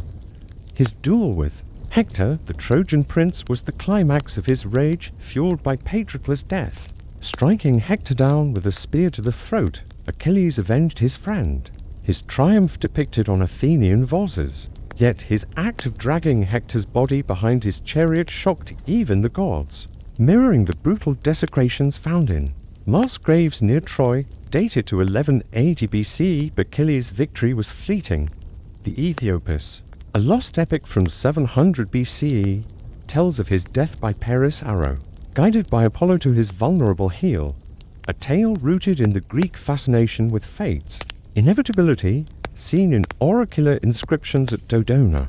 His death, at the height of glory, echoed the real fates of Mycenaean warriors whose skeletons, pierced by arrows, lie in Boeotian tombs. Thetis' attempt to make him invulnerable failed, a myth that resonated with Greeks who faced mortality, despite their prowess as evidenced by the worn armor and offerings in warrior graves. Achilles' funeral, with his ashes mingled with Patroclus, honored their bond, a practice reflected in paired burials across Greece, symbolizing loyalty. Beyond death, his legacy shaped Greek culture. The Iliad's portrayal of his rage and redemption inspired warriors and poets, while his heel became a symbol of hidden flaws, a lesson for Greece navigating the rise of city-states like Athens, where Solon's laws by 594 BCE curbed aristocratic excess. The Trojan War, possibly rooted in Mycenaean raids on Hittite allies, as Hittite texts suggest, left a scarred landscape, but Achilles' story endured, etched in temple reliefs and oral tales. His heroism, flawed yet human, spoke to a people rebuilding amid ruins, their resilience captured in the iron tools and rebuilt villages of the Iron Age. Achilles' tale, rooted in the brutal realities of war and honor, asks us to ponder the cost of glory. His heel, a small flaw, felled a giant, much like our own vulnerability's pride, anger. Fear can undo great deeds. Today, his story echoes in our struggles with ambition and fragility, urging us to balance strength with humility. As you drift towards sleep, reflect on this. Achilles' glory burned bright but brief, his heel his undoing. How does his story challenge us to confront our own weaknesses, to seek honor without being consumed by its cost? Odysseus' wanderings, endless seas and cunning escapees, you settle into the quiet of the night. Imagine yourself aboard a weathered Greek ship, its oars cutting through the dark waves of the Mediterranean around 1200 BCE here. In the world of Homer's Odyssey, composed around 750 BCE, Odysseus, the cunning hero of Ithaca, navigates a decade-long journey home from the Trojan War. His tale, rooted in the maritime culture of Mycenaean Greece, reflects the perils faced by real seafarers whose shipwrecks, like those off Cape Gelidonia, reveal the risks of Bronze Age trade. Odysseus, son of Laertes, was no brute warrior like Achilles. His strength lay in his mind, his cunning intelligence making him a symbol of survival in a Greece rebuilding. After the collapse of palaces like Pylos, Odysseus' journey began after Troy's fall, a war possibly tied to Mycenaean raids on Hittite allies, as Hittite texts from 1200 BC suggest. Leaving Troy, he sailed with 12 ships, his crew loyal but mortal. Their wooden vessels akin to the cedar-hulled boats found in Alaburan wrecks, laden with copper and amphorae. His first stop was the land of the Ciccones, where a raid for plunder turned deadly, costing him menacing, mirroring the piratical raids of early Greek sailors, as seen in Lineae tablets recording coastal plunder. His cunning shone in his restraint, urging his crew to flee, but their greed foreshadowed greater trials. Next came the Lotus Eaters, whose narcotic fruit lulled his men into forgetting home, a myth perhaps inspired by the opium trade in the Mediterranean, evidenced by poppy residues in Cypriot jars. Odysseus' sharp leadership saved them, but the sea's dangers grew. His encounter with the Cyclops Polyphemus, a one-eyed giant, tested his wit. Trapped in a cave, he blinded Polyphemus with a sharpened stake, escaping by clinging to Sheba, trick reflecting the resourcefulness of Greek shepherds, whose bone tools and wood textiles appear in Thessalian sites. His boastful taunt to the Cyclops, revealing his name, invited Poseidon's wrath, a reminder of the Greek fear of hubris, seen in the curses inscribed on Attic lead tablets. Odysseus' wanderings were not just trials, but a mirror to the Greek experience of exploration and survival, as they ventured to colonies like Pithecusae by 800 BCE, braving storms and unknown shores. His ship, battered by winds, was his lifeline, much like the real vessels that carried olive oil and pottery across the Aegean. As found in Schios Rex, his story, sung by bards, resonated with the people navigating uncertainty, their lives etched in the sparse hearths and iron tools of the Iron Age. As you linger on these restless waves, picture Odysseus at the helm, his eyes scanning the horizon. His cunning guides him, but Poseidon's curse looms. Could his wit outmatch the god's wrath? Or would the sea's endless trials unravel his hopes of home? As you linger on the turbulent seas, envision Odysseus gripping the mast of his ship, the salt spray stinging his face as Poseidon's storms rage. By 750 BCE, when the Odyssey was first sung, his journey reflected the perilous voyages of Greek mariners whose trade routes to Egypt and the Levant, evidenced by Amphoe in Al-Minarex, brought wealth but courted disaster. Odysseus' cunning, his metis was his compass, guiding him through trials that tested not just his crew but the resilience of a Greece rebuilding. After the Mycenaean collapse, as seen in the modest hearths and iron tools of Zagora. After escaping the Cyclops, Odysseus landed on Aeolus Island, where the wind god gifted him a bag containing all gales, a myth echoing the Greek sailors' reliance on predictable winds. As noted in Hesiod's works and Days for Safe Navigation, his crew's greed opened the bag, unleashing a tempest that drove them off course. A mishap mirroring the real storms that sank ships off Crete, their cargoes of bronze and pottery scattered across the seabed. Next, the Laestrygonians, cannibalistic giants, destroyed all but one of his ships, their violence akin to the coastal raids recorded in Egyptian texts about sea peoples. Around 1200 BCE, which disrupted trade routes, Odysseus' encounter with Ceus, the enchantress of Aea, tested his wit anew. She turned his men into pigs, a tale perhaps inspired by Greek fears of foreign rituals like those of Cypriot priestesses, whose figurines suggest mystic practices. Offering moly, a herb from Hermes, Odysseus resisted her magic, winning her aid a moment reflecting the Greek respect for cunning over force, seen in the diplomatic alliances of early city-states like Corinth. Zeus's guidance sent him to the underworld, where he consulted Tyrsires, the blind seer, learning of trials ahead. This descent, tied to necromantic rituals at sites like the Necromonteon of Ephyra, showed the Greeks' belief in seeking wisdom from the dead, as evidenced by votive offerings in Boeotian caves. Each trial drained his crew, their losses echoing the high mortality of ancient sailors, whose skeletal remains in shipwreck sites reveal malnutrition and injury. Odysseus' persistence, driven by his longing for Ithaca and Penelope, mirrored the endurance of Greek colonists who founded settlements like Syracuse by 700 BCE, defying hostile shores. His ship, battered but afloat, was a testament to human grit, much like the patched vessels of Schios that carried goods despite storms. As you rest amid the rocking waves, picture Odysseus steering through fog, Circe's warnings ringing in his ears, the siren's song and Scylla's jaws await, each a test of his cunning. Could his wit outmaneuver the sea's perils? Or would his crew's dwindling numbers and Poseidon's wrath doom his quest for home? Now, as you rest on the storm-tossed seas, envision Odysseus, alone on a raft, his crew lost to the final trials of his journey. By 700 BCE, when the Odyssey was sung, his tale was a beacon for Greece forging new paths through trade and colonization. As seen in the pottery-laden ships of Pithecusae, his cunning had carried him through the Sirens' deadly song, where he bound himself to the mast, resisting their lurid tactic echoing Greek sailors' discipline. As noted in Hesiod's advice on maritime caution, Scylla's 6 heads devoured his men, and Charybdis' whirlpool nearly swallowed his ship, perils reflecting the real dangers of Aegean straits, where shipwrecks off Schios reveal the sea's toll. His final trial came on Thrinacia, where his starving crew, against his warnings, slaughtered the sun god Helios' cattle. Zeus' lightning sank their ship, leaving Odysseus clinging to wreckage, a fate akin to the lone survivors of Bronze Age wrecks, whose bones lie among scattered amphorae. Washed ashore on Ogygia, he spent 7 years with the nymph Calypso, her offer of immortality tempting but hollow, as his heart yearned for Ithaca and Penelope.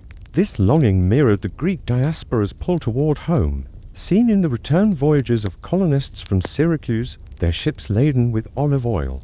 And memories, Athena's aide, disguised as a shepherd, guided him home, where he faced Penelope's suitors, his cunning shown in his disguise as a beggar, a ploy reflecting the Greek value of deception in survival, as seen in the early diplomatic ruses recorded in Corinthian inscriptions. Slaughtering the suitors with his bow, Odysseus reclaimed his throne, his reunion with Penelope a testament to loyalty, echoed in the paired loom weights and hearths of Ithacan homes, symbols of domestic endurance. The Odyssey's ending, with peace restored, was a hope for a Greece stabilizing after centuries of upheaval. As seen in the rise of Peleus like Athens by 600 BCE, Odysseus' legacy, rooted in the gritty realities of seafaring and survival, endures. As a testament to human resilience, his metascunning over strength inspired a culture that valued wit, seen in the strategic alliances of city-states like Sparta. His journey, fraught with loss, reflects our own struggles to navigate uncertainty, where every choice risks ruin or redemption. Today, his story challenges us to find our own Ithaca, balancing cunning with perseverance in a world of endless seas. As you drift toward sleep, reflect on this. Odysseus outwitted gods and monsters to find home, his cunning his salvation. How does his journey inspire us to face our own trials, steering through life's storms with wit and hope? Medusa's gaze, the Gorgon's curse in stone, and mythos you settle into the quiet of the night. Imagine yourself on a desolate shore in the ancient Greek world, around 700 BCE, where the sea whispers tales of terror. Here, in the myths woven by Hesiod's Theogony and later poets, Medusa, the most feared Gorgon, lurks in a cave, her serpent hair hissing and her gaze turning men to stone. Her story, rooted in the fears of a Greece emerging from the Bronze Age collapse, reflects a society haunted by monstrous threats and divine retribution, as seen in the fortified walls of Mycenae, built to ward off both human and imagined foes. Medusa was not always a monster. Born to sea deities Phorcys and Ceto, she was one of 3 Gorgon sisters, alongside Stheno and Euryale. Her beauty renowned until Poseidon's violation in Athena's temple cursed her.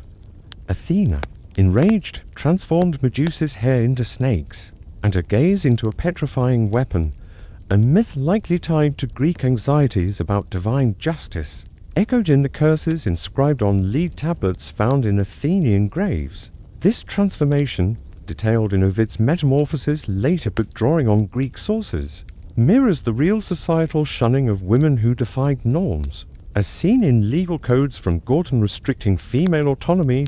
Living in exile on a distant island, possibly inspired by remote Aegean outposts like Thera, Medusa became a figure of dread. Her cave, filled with stone statues of doomed warriors, was a chilling warning, akin to the Greek practice of displaying war trophies, like the bronze shields at Olympia. Her serpent hair and grotesque features, depicted on archaic pottery, symbolized chaos, contrasting the ordered beauty of Athena's temples. Yet, her mortality, unlike her immortal sisters, made her a target for heroes like Perseus, whose quest to slay her, recounted in Pindar's odes around 90 BCE, reflected the Greek drive to conquer fear, seen in their colonization of hostile shores like Sicily by 750 BCE. Medusa's gaze was her power, and her curse, it froze men, a metaphor for the paralyzing fear of the unknown, much like the dread of sea monsters that haunted Greek sailors, whose shipwrecks off Chios reveal the perils of their voyages. Her myth, told by firelight, resonated with a people rebuilding amid ruins, their lives marked by the iron tools and sparse hearths of the Iron Age. She was both victim and monster, her story a blend of divine cruelty and human resilience. As you linger on this eerie shore, picture Medusa in her cave, her eyes glowing with deadly power. Perseus approaches, his mirrored shield gleaming. Could a hero's cunning overcome her curse? Or would her gaze claim another victim in the shadows of her exile? As you linger on the desolate shore, envision the darkness of Medusa's cave, where the air is thick with the hiss of serpents and the weight of her curse. By 700 BCE, when her tale was sung in the oral traditions that shaped the theogony. Medusa's story reflected a Greece wrestling with the divine and the monstrous, a society where the ruins of Mycenaean palaces, like those at Turin's, stood as reminders of a fragile order. Her transformation from beauty to beast, cursed by Athena for Poseidon's transgression, was more than divine punishment. It mirrored the Greek fear of women's power, as seen in the restrictive marriage laws of Athens, inscribed on stone by 600 BCE, limiting women's roles to prevent disruption. Medusa's exile to a remote island, possibly echoing the isolated outposts of Thera or Samothrace, made her a figure of dread and fascination. Her cave, littered with petrified warriors, was a mythic warning, akin to the Greek practice of displaying enemy armor as trophies, as found at Delphi's sanctuaries.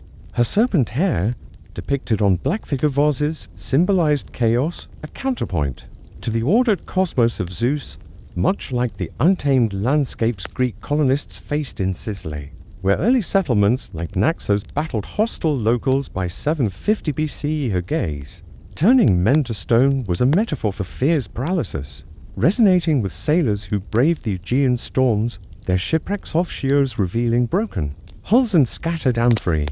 Perseus' quest to slay her, aided by Athena and Hermes, was a test of cunning over brute force. Gifted a mirrored shield, winged sandals, and a cap of invisibility, his tools reflected the Greek reverence for Metis intelligence, seen in the strategic alliances of city-states like Corinth, documented in early inscriptions.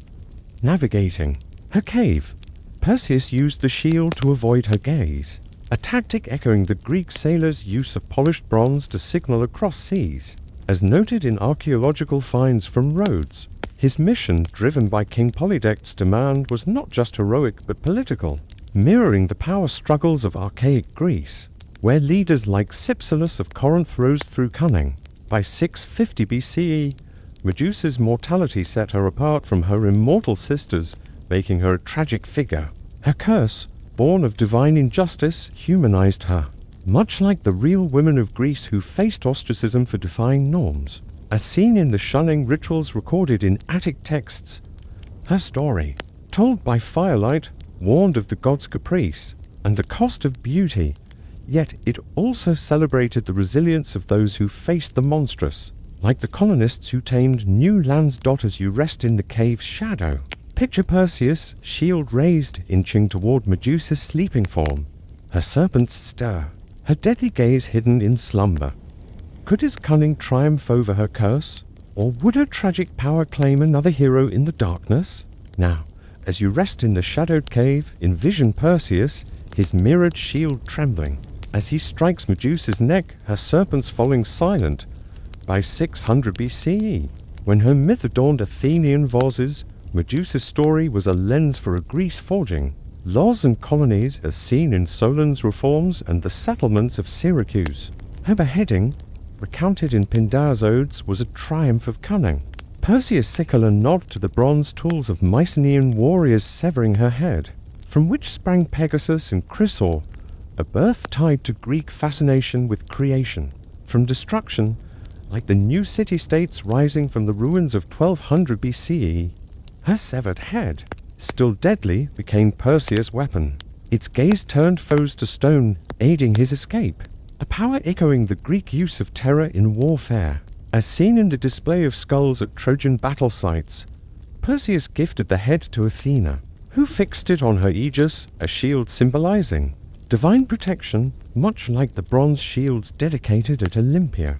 Medusa's image, carved on temple pediments, became a protective apotropaic symbol warding off evil, a practice rooted in the amulets found in Boeotian graves, designed to guard against misfortune.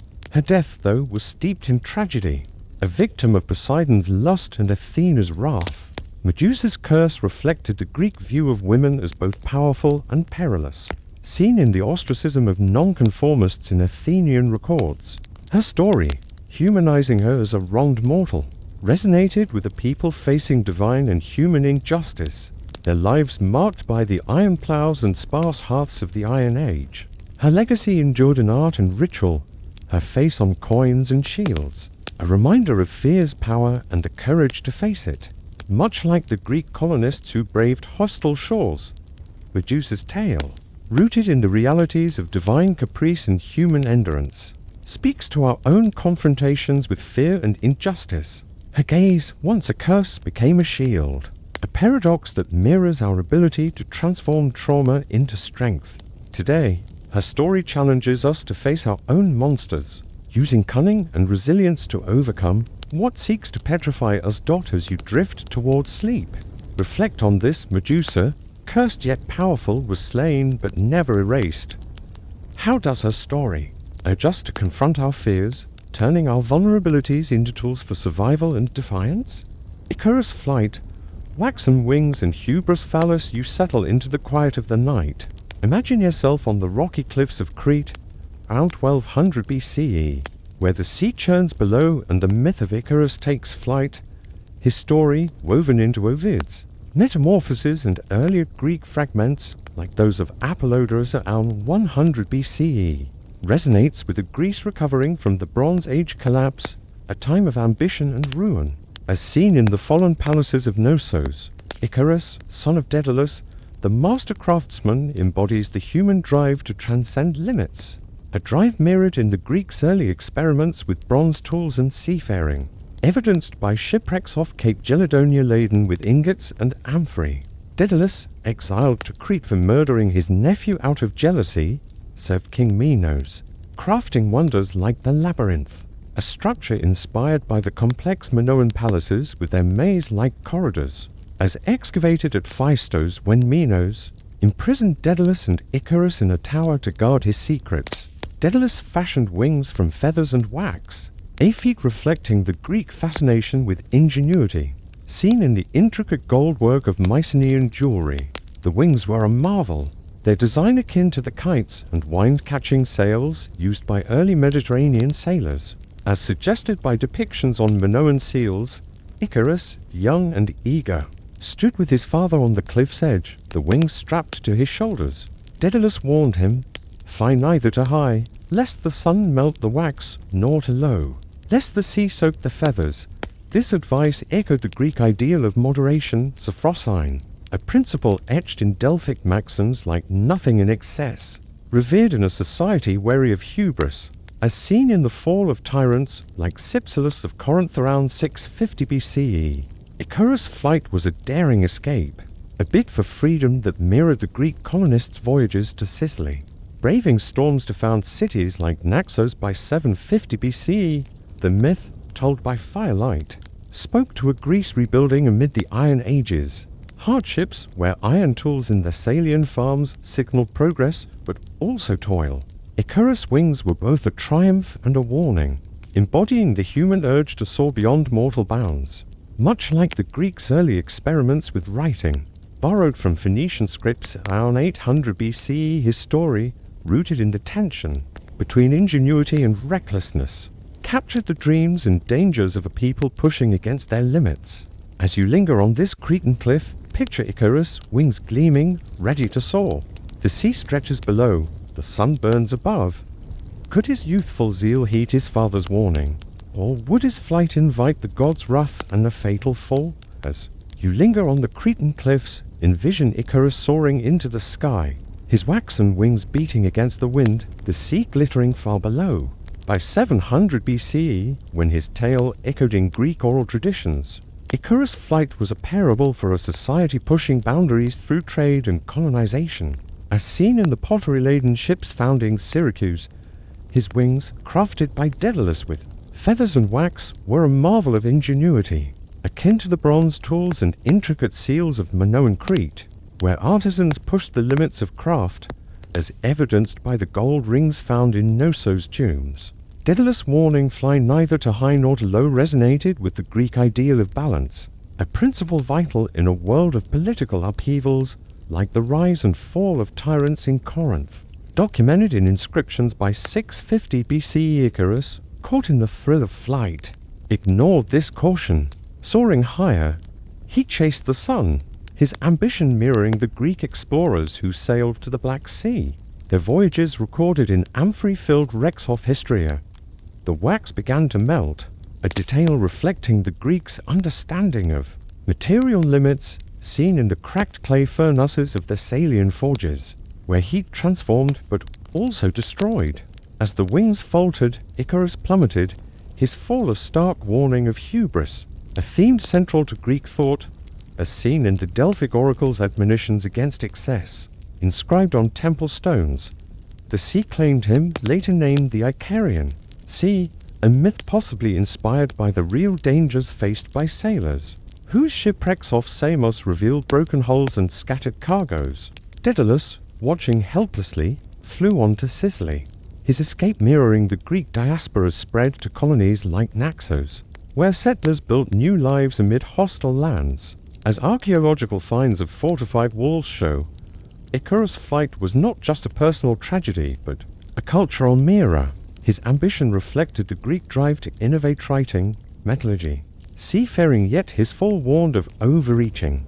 A lesson for people navigating the Iron Age's hardships, their lives marked by the sparse hearths and iron ploughs of Attic farms. His story, sung by bards, spoke to the tension between aspiration and restraint, a balance sought by city-states like Athens, where Solon's laws by 594 BCE curbed aristocratic excess. To maintain order, daughters, you rest above the churning waves. Picture Icarus tumbling, feathers drifting in the wind, the sun unforgiving above. His wings, a symbol of human daring, lie broken. Could his fall have been avoided? Or was his hubris a fatal flaw destined to drag him into the sea's embrace? Now, as you rest above the waves of the Icarian Sea, envision Icarus' broken wings, sinking into the depths, his fall a haunting echo of ambition's cost. By 600 BCE, when his myth was carved on Athenian vases, Icarus' story was a cautionary tale for a Greece forging new paths through laws and colonies. As seen in Solon's reforms and the settlements of Cyrene, his plunge recounted in Ovid's Metamorphoses was not just a personal failure, but a warning against hubris. A sin feared by Greeks who saw tyrants like Polycrates of Samos fall by 520 to BCE, their overreach punished by fate. Daedalus, landing in Sicily, mourned his son. His grief mirrored in the Greek practice of dedicating offerings for the dead. As seen in the terracotta figurines of Sicilian sanctuaries, his wings, a triumph of craft, became a symbol of both human genius and its limits, much like the bronze tools of Minoan Crete that built palaces but couldn't prevent their collapse. Around 1200 BCE, Icarus' death named the sea, a legacy etched in the Greek practice of naming places after fallen heroes, like the promontory of Leucas linked to Sappho's myth.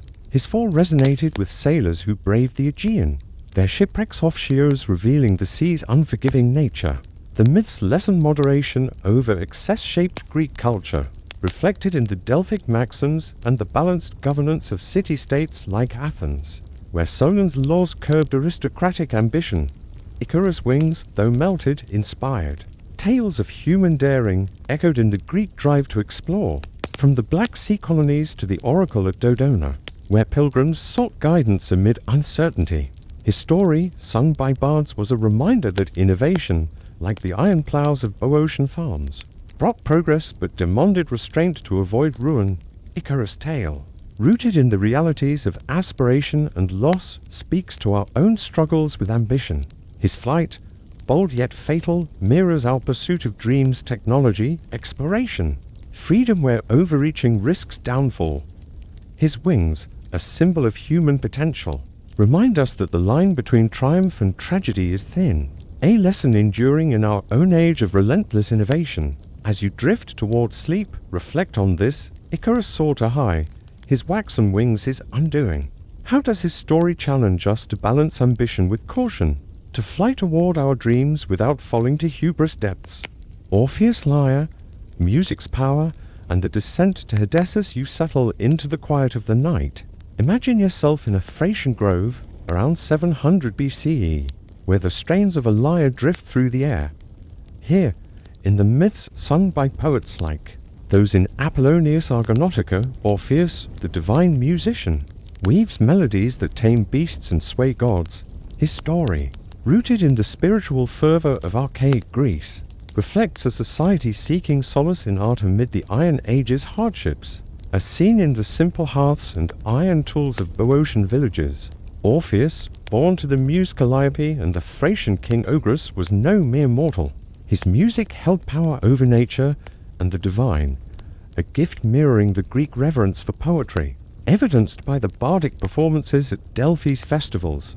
Orpheus, lyre, a gift from Apollo, was said to charm rivers and trees, a myth tied to the Thracian rituals where music accompanied sacred dances, as depicted on red figure vases.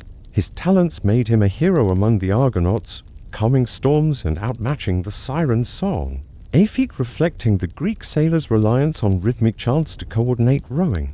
As seen in the maritime culture of Chios, his music was not just art, but a bridge to the divine, akin to the oracular hymns at Dodona, where bronze tripods resonated with prophetic chants. In a Greece recovering from the Mycenaean collapse around 1200 BCE, his melodies offered hope, much like the pottery workshops of Athens that crafted beauty from clay. His greatest tale began with love. Orpheus wed Eurydice, a nymph whose beauty rivaled his music. Their joy was brief. She died from a viper's bite, a tragedy echoing the Greek fear of sudden loss. Seen in the infant burials of Attic graves, heartbroken, Orpheus resolved to retrieve her from Hades, a quest rooted in the Greek belief in the underworld's accessibility, as evidenced by necromantic rituals at the Necromonteon of Ephyra. His lyre, his only weapon, symbolized the power of art to challenge fate, a hope cherished by a people facing drought and raids, their resilience etched in the rebuilt walls of Zagora. Orpheus' descent to Hades was unprecedented. His music softened the hearts of Persephone and Hades, a myth that mirrored the Greek use of poetry to appease gods. As seen in the votive offerings at Olympia's altars, his story, told by firelight, spoke to a Greece where art was both escape and defiance, a spark of divinity in a world of toil. As you linger in this moonlit grove, picture Orpheus, lyre in hand, descending into the dark. Eurydice's shade awaits, but the gods' terms are cruel. Could his music conquer death itself, or would his love lead to a loss deeper than the underworld's shadows? As you linger in the Thracian grove, envision Orpheus descending into the underworld, his lyre's notes echoing off the cavernous walls of Hades. By 600 BCE, when his myth was sung in festivals and etched on Athenian vases, Orpheus' journey reflected a Greece seeking meaning and loss, as seen in the mourning rituals of Corinth, where clay figurines honored the dead. His music, a divine gift from Apollo, tamed Cerberus, the three-headed guard dog, and stilled the torments of the damned, a power akin to the hypnotic chants of Thracian priests, whose rituals, depicted on gold plaques, invoked divine favor. Orpheus' quest for Eurydice was driven by love, a passion that mirrored the Greek ideal of Eros, celebrated in Sappho's poetry from Lesbos around 600 BC, standing before Hades and Persephone. His melodies softened their hearts, a feat tied to the Greek belief in music's sway over the divine, as seen in the hymns at Delphi that soothed Apollo's wrath. The gods granted his plea, allowing Eurydice to follow him back to the living, but with a condition: he must not look back until they reached the upper world. This rule, rooted in the Greek fear of violating divine trust, echoed the taboos of oracular sites like Dodona, where pilgrims faced strict rituals to avoid divine anger. The descent was a test of faith and discipline, qualities valued in a Greece forging city-states like Athens, where Solon's laws by 594 BCE balanced individual desire with communal order. Orpheus' lyre, its strings resonating with hope, led the way, much like the rhythmic odes that guided Greek sailors through storms, as evidenced by the maritime chants recorded in Hesiod's works. And days, yet doubt gnawed at him. Was Eurydice truly behind him? The silence of her steps, a stark contrast to his music, mirrored the uncertainty of a people rebuilding amid the Iron Age's ruins, their lives marked by the sparse hearths and iron ploughs of Attica. His journey was not just mythic but a cultural mirror. The Greeks, facing plagues and raids as seen in the mass burials of Corinth, saw in Orpheus a figure who dared to challenge death with art. His music, a bridge between mortal and divine, reflected the power of poetry in a society where bards, like those at Olympia, shaped collective memory. His love for Eurydice, though, was both his strength and his vulnerability, a tension akin to the Greek struggle to balance passion with restraint. As seen in the laws curbing excess in Sparta daughters, you rest in the underworld's gloom, picture Orpheus, lyre strumming, leading Eurydice upward. The light of the world beckons, but doubt stirs in his heart. Could his music defy the gods' decree? Or would a single glance undo his greatest feat? Now, as you rest in the dim light of the underworld's threshold, envision Orpheus, his lyres, notes faltering as he nears the upper world with Eurydice's shade behind him. By 600 BCE, when his myth adorned pottery and inspired cults in Thrace, Orpheus' tale was a beacon for Greece navigating loss and hope. As seen in the votive offerings at Delphi, his fatal glance backward, recounted in Ovid's Metamorphoses, broke the gods' rule and Eurydice vanished forever, her shade reclaimed by Hades. This loss, rooted in the Greek fear of defying divine will, echoed the taboos of oracular rituals at Dodona, where disobedience brought misfortune. Orpheus' grief was profound. His music, once a force to sway gods, turned mournful, echoing through Thracian hills, a scene mirrored in the lamentations of Greek funerary rites, as seen in the clay mourners of Attic graves. Shunning human company, he wandered, his lyre his, only solace until Thracian Maenads, enraged by his rejection of their rites, tore him apart. His death, depicted on red figure vases, reflected the Greek dread of divine frenzy, akin to the ecstatic cults of Dionysus, whose rituals in Boeotia involved wild dances and offerings. His head and lyre, cast into the Hebrus River, floated to Lesbos, where they sang on, a myth tied to the island's fame for poetry, as seen in Sappho's lyrical legacy. Orpheus' legacy endured in mystery cults, like the Orphic rites, which promised salvation through music and purity, evidenced by gold tablets in Thessalian tombs guiding souls to the afterlife. His story, a blend of love and loss, spoke to a Greece rebuilding through art and ritual, their lives marked by the iron plows and rebuilt walls of Syracuse. His lyre became a symbol of art's power to transcend death, much like the bards who shaped Greek identity at festivals in Olympia. Orpheus' tale, rooted in the realities of love and divine limits, resonates in our own struggles with loss and creation. His music, though unable to save Eurydice, lives in every act of art that defies despair. Today, his story urges us to wield creativity against life's shadows, balancing passion with the discipline to face an uncertain fate. As you drift towards sleep, reflect on this. Orpheus' lyre moved gods but could not hold Eurydice. How does his story inspire us to harness art's power, to face loss with courage, and to sing on despite the darkness? Theseus and the Minotaur, courage in the labyrinth's depths as you settle into the quiet of the night. Imagine yourself on the shores of Athens around 700 BCE, where the sea laps at ships bound for Crete. Here, in the myths sung by bards and later recorded by Apollodorus around 100 BCE, Theseus, Prince of Athens, faces the monstrous Minotaur. His story, rooted in the maritime ambitions of archaic Greece, reflects a society navigating power and sacrifice. As seen in the bronze tools and pottery-laden ships of Piraeus, Theseus, son of King Aegeus and Aether of Trozen, was a hero of cunning and courage, embodying the Greek ideal of heroism, akin to the warrior leaders celebrated in Attic inscriptions. The Minotaur, a beast with a bull's head and human body, was born of divine wrath. Minos, king of Crete, failed to sacrifice a sacred bull to Poseidon, who cursed Minos' wife, Pasiphae, to love the beast, birthing the Minotaur. This tale, tied to Minoan bull-leaping rituals depicted in Knossos frescoes, reflects Greek fears of divine retribution, seen in the votive offerings at Delphi to appease gods.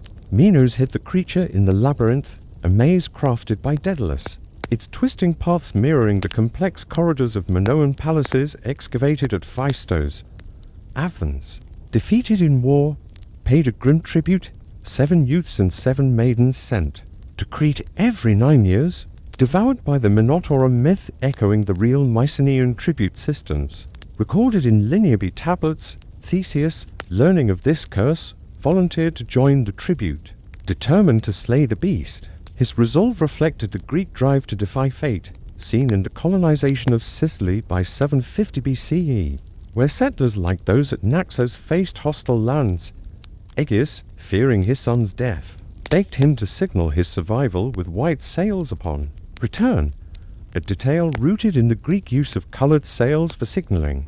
As seen in maritime finds off Chios, Theseus' journey to Crete, aboard a ship like those in Alloburan wrecks, was a test of courage. His fate tied to Athens' honor in a world of fragile alliances and divine winds. The myth, told by firelight, resonated with the Greece rebuilding after the Mycenaean collapse. Around 1200 BCE, where iron tools and rebuilt walls in Zagora signaled resilience, Theseus' quest was both personal and communal, a bid to free Athens from Crete's grip, much like the early city-states' struggles for autonomy against tyrants.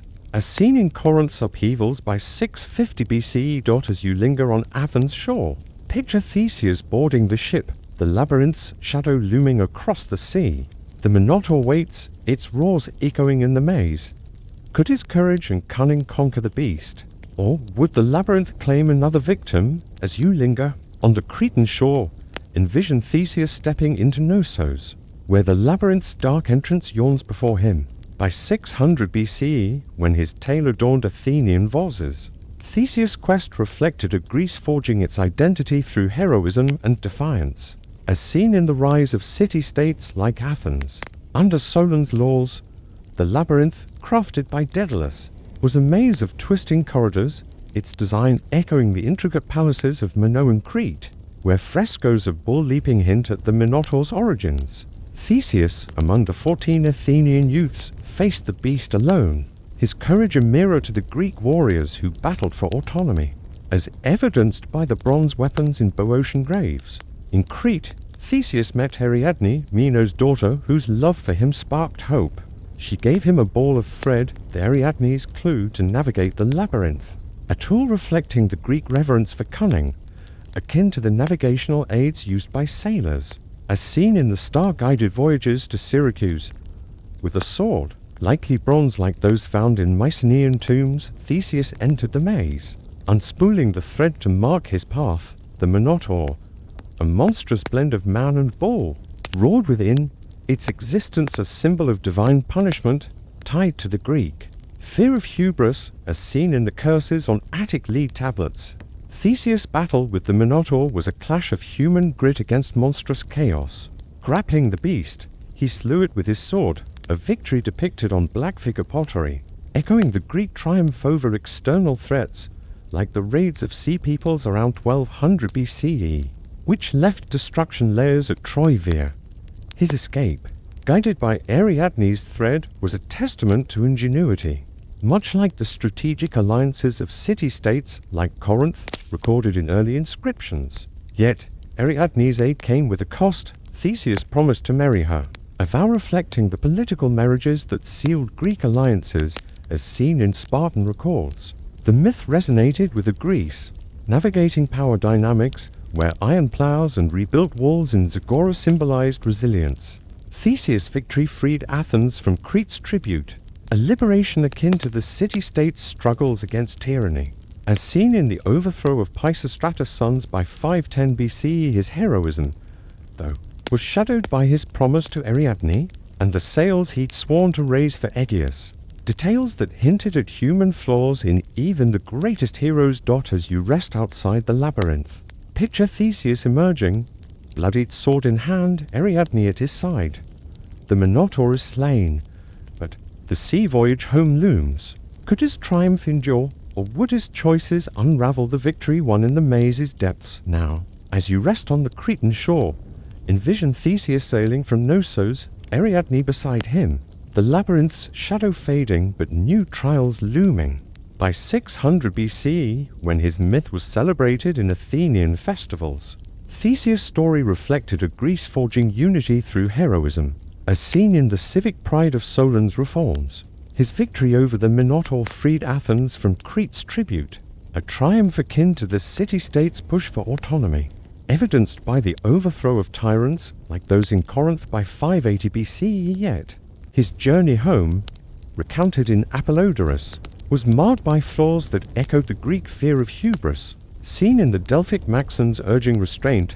Theseus' promise to Ariadne unraveled on Naxos, where he abandoned her, a betrayal possibly tied to divine will or his own ambition, mirroring the political betrayals in Greek alliances as seen in Spartan records of broken pacts. Ariadne, left to Dionysus' care, became a divine consort, her fate depicted on red figure vases reflecting the Greek blend of human and divine narratives. Theseus' greater error was forgetting Aegeus' request for white sails to signal success. Sailing with black sails, he caused Aegeus to leap to his death. Believing Theseus lost a tragedy rooted in the Greek use of colored sails for signaling, as found in maritime artifacts off-roads, the Aegean Sea, named for his father, became a lasting reminder of his failure. Theseus' return to Athens marked him as a hero king, his Minotaur slaying a symbol of courage, celebrated in temple reliefs and early coinage. His story, though, was bittersweet, its flaws mirroring the Greek struggle to balance glory with responsibility. As seen in the laws of Athens curbing aristocratic excess, the labyrinth, a metaphor for life's trials, resonated with the people, navigating the Iron Age's hardships, their lives etched in the iron plows and rebuilt walls of Attica. Theseus' tale, sung by bards, inspired a Greece building toward democracy, where heroes were both revered and scrutinized. Theseus' legacy, rooted in courage and human error, speaks to our own battles with ambition and consequence.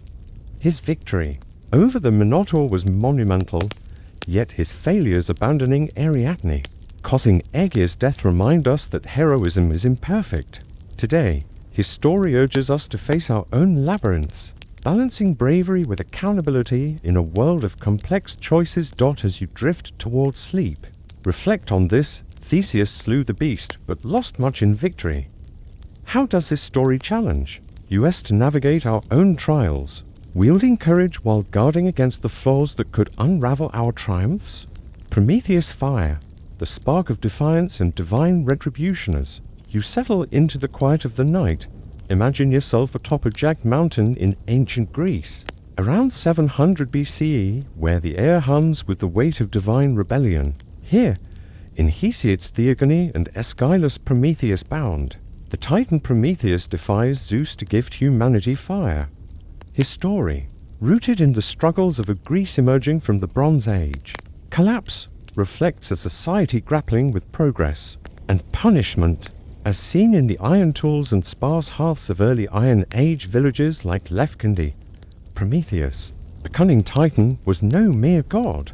His act of defiance sparked human ingenuity, mirroring the Greeks' own advances in metallurgy and trade, evidenced by bronze ingots in Alaburan shipwrecks.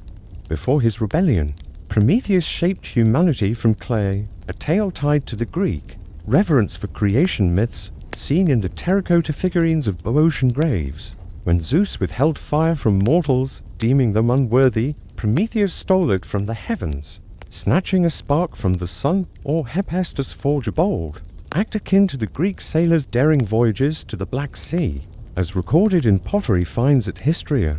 Fire, a symbol of knowledge and survival, transformed human life, enabling cooking, warmth, and crafting, much like the clay furnaces of Thessaly that forged iron by 800 BCE. Yet this gift enraged Zeus, whose authority mirrored the rigid hierarchies of Mycenaean palaces documented in Linear tablets. Prometheus' act was not just rebellion, but a sacrifice for humanity's sake. His cunning, praised in Hesiod's tales, resonated with the Greece valuing metis intelligence seen in the strategic alliances of city-states like Corinth. Zeus' response was swift. He ordered Prometheus chained to a mountain, a punishment, reflecting the Greek fear of divine wrath as seen in the curses inscribed on Attic lead tablets. The Titan's defiance, though, sparked a myth that inspired a people rebuilding amid ruins, their lives etched in the simple pottery and rebuilt walls of Zagora. where fire was both a tool and a sacred force, as evidenced by hearth altars in homes. The myth, sung by firelight, spoke to a Greece wrestling with the cost of progress. Prometheus' fire was a beacon of hope, yet it invited divine retribution, a tension mirrored in the Greeks' own struggles with innovation and tradition, seen in their adoption of Phoenician scripts around 800 BCE. As you linger on this windswept peak, picture Prometheus bound, the stolen fire now humanity's light. Zeus' eagle looms, ready to punish. Could his defiance endure the god's wrath? Or would his sacrifice ignite a chain of suffering for both Titan and man? As you linger on the desolate mountain, envision Prometheus chained to the rock, his body taut against the iron bonds, the stolen fire now a distant spark in human hands. By 600 BCE, when Aeschylus' Prometheus bound was performed, his tale reflected a Greece forging new paths through laws and colonies.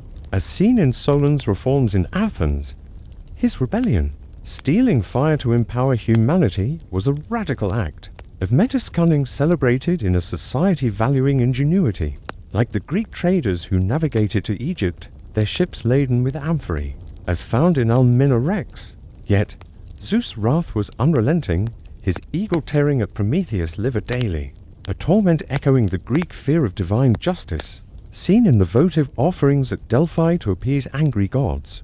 Prometheus' suffering was not just physical but symbolic. His gift of fire brought humanity warmth, tools, and knowledge, enabling advancements like the bronze plows of Boeotia that tilled Iron Age fields. But it also provoked Zeus to unleash woes, as recounted in Hesiod's works and days, where Pandora's jar loosed suffering on mortals, a consequence tied to Prometheus' act. This duality mirrored the Greek experience of progress, where innovations like the alphabet, adopted from Phoenicia, brought literacy but also new conflicts, as seen in the legal disputes inscribed on Gorton stone tablets. Prometheus' chains, forged by Hephaestus, were a stark reminder of divine power, akin to the rigid hierarchies of Mycenaean palaces, where Linear B records show kings controlling resources. Yet, Prometheus endured his defiance unbroken. His foresight, his name meaning Freethinker, allowed him to predict Zeus' eventual mercy, a hope tied to the Greek belief in fate's malleability. As seen in the oracular consultations at Dodona, his suffering inspired mortals, much like the bards who sang of resilience at Olympia's festivals, their tales shaping a Greece rebuilding from the ruins of 1200 BCE. The Titan's sacrifice was a spark for human ambition, seen in the fortified walls of Syracuse, built by colonists defying hostile lands. Prometheus' story was a cultural mirror, reflecting the tension between rebellion and order. His fire, a symbol of progress, came at a cost, much like the Greek drive to colonize, which brought wealth but also wars, as evidenced by the battle-scarred pottery of Histria. His pain, etched in the mountain stone, spoke to a people who valued sacrifice for the greater good, their lives marked by the hearths and iron tools of Attica. As you rest beside the chained Titan, picture the eagle's shadow circling above, his wounds fresh but his spirit unbowed. Could his sacrifice redeem humanity, or would Zeus' wrath deepen the cost of his fiery gift? Now, as you rest beside the chained Prometheus, envision the Titan enduring the eagle's daily torment, his gift of fire now a beacon in human hearts. Far below, by 500 BCE, when his myth-inspired Aeschylus tragedies, Prometheus' story was a cornerstone of Greek thought, reflecting a society balancing ambition with divine order, as seen in the democratic reforms of Athens under Cleisthenes. His sacrifice, granting fire to mortals, fueled progress metallurgy, cooking. Light but invited Zeus' wrath. A tension echoed in the Greek struggle to innovate while honoring tradition, as seen in the adoption of coinage in Lydia around 600 BCE, sparking trade but also conflict. Prometheus' liberation, foretold in myth, came through Heracles, who slew the eagle and broke his chains, a tale tied to the Greek belief in redemption through heroism, mirrored in the hero cults at Sparta's Menelaean shrine. This act, recounted in later Greek fragments, symbolized hope, much like the resilience of colonists who rebuilt after raids, as seen in the fortified walls of Cyrene. Prometheus' suffering, though, left a lasting mark. His fire empowered humanity, but also brought Pandora's woes, a duality reflected in the Greek experience of progress, where iron ploughs of Boeotia tilled fields but couldn't prevent famines, as evidenced by skeletal remains showing malnutrition. His legacy endured in Greek culture, his defiance a spark for philosophical inquiry, seen in the debates of Socrates by 400 BCE, questioning divine authority. Fire, his gift, became a sacred force in Greek rituals, as seen in the hearth altars of Olympia, where flames burned for Hestia.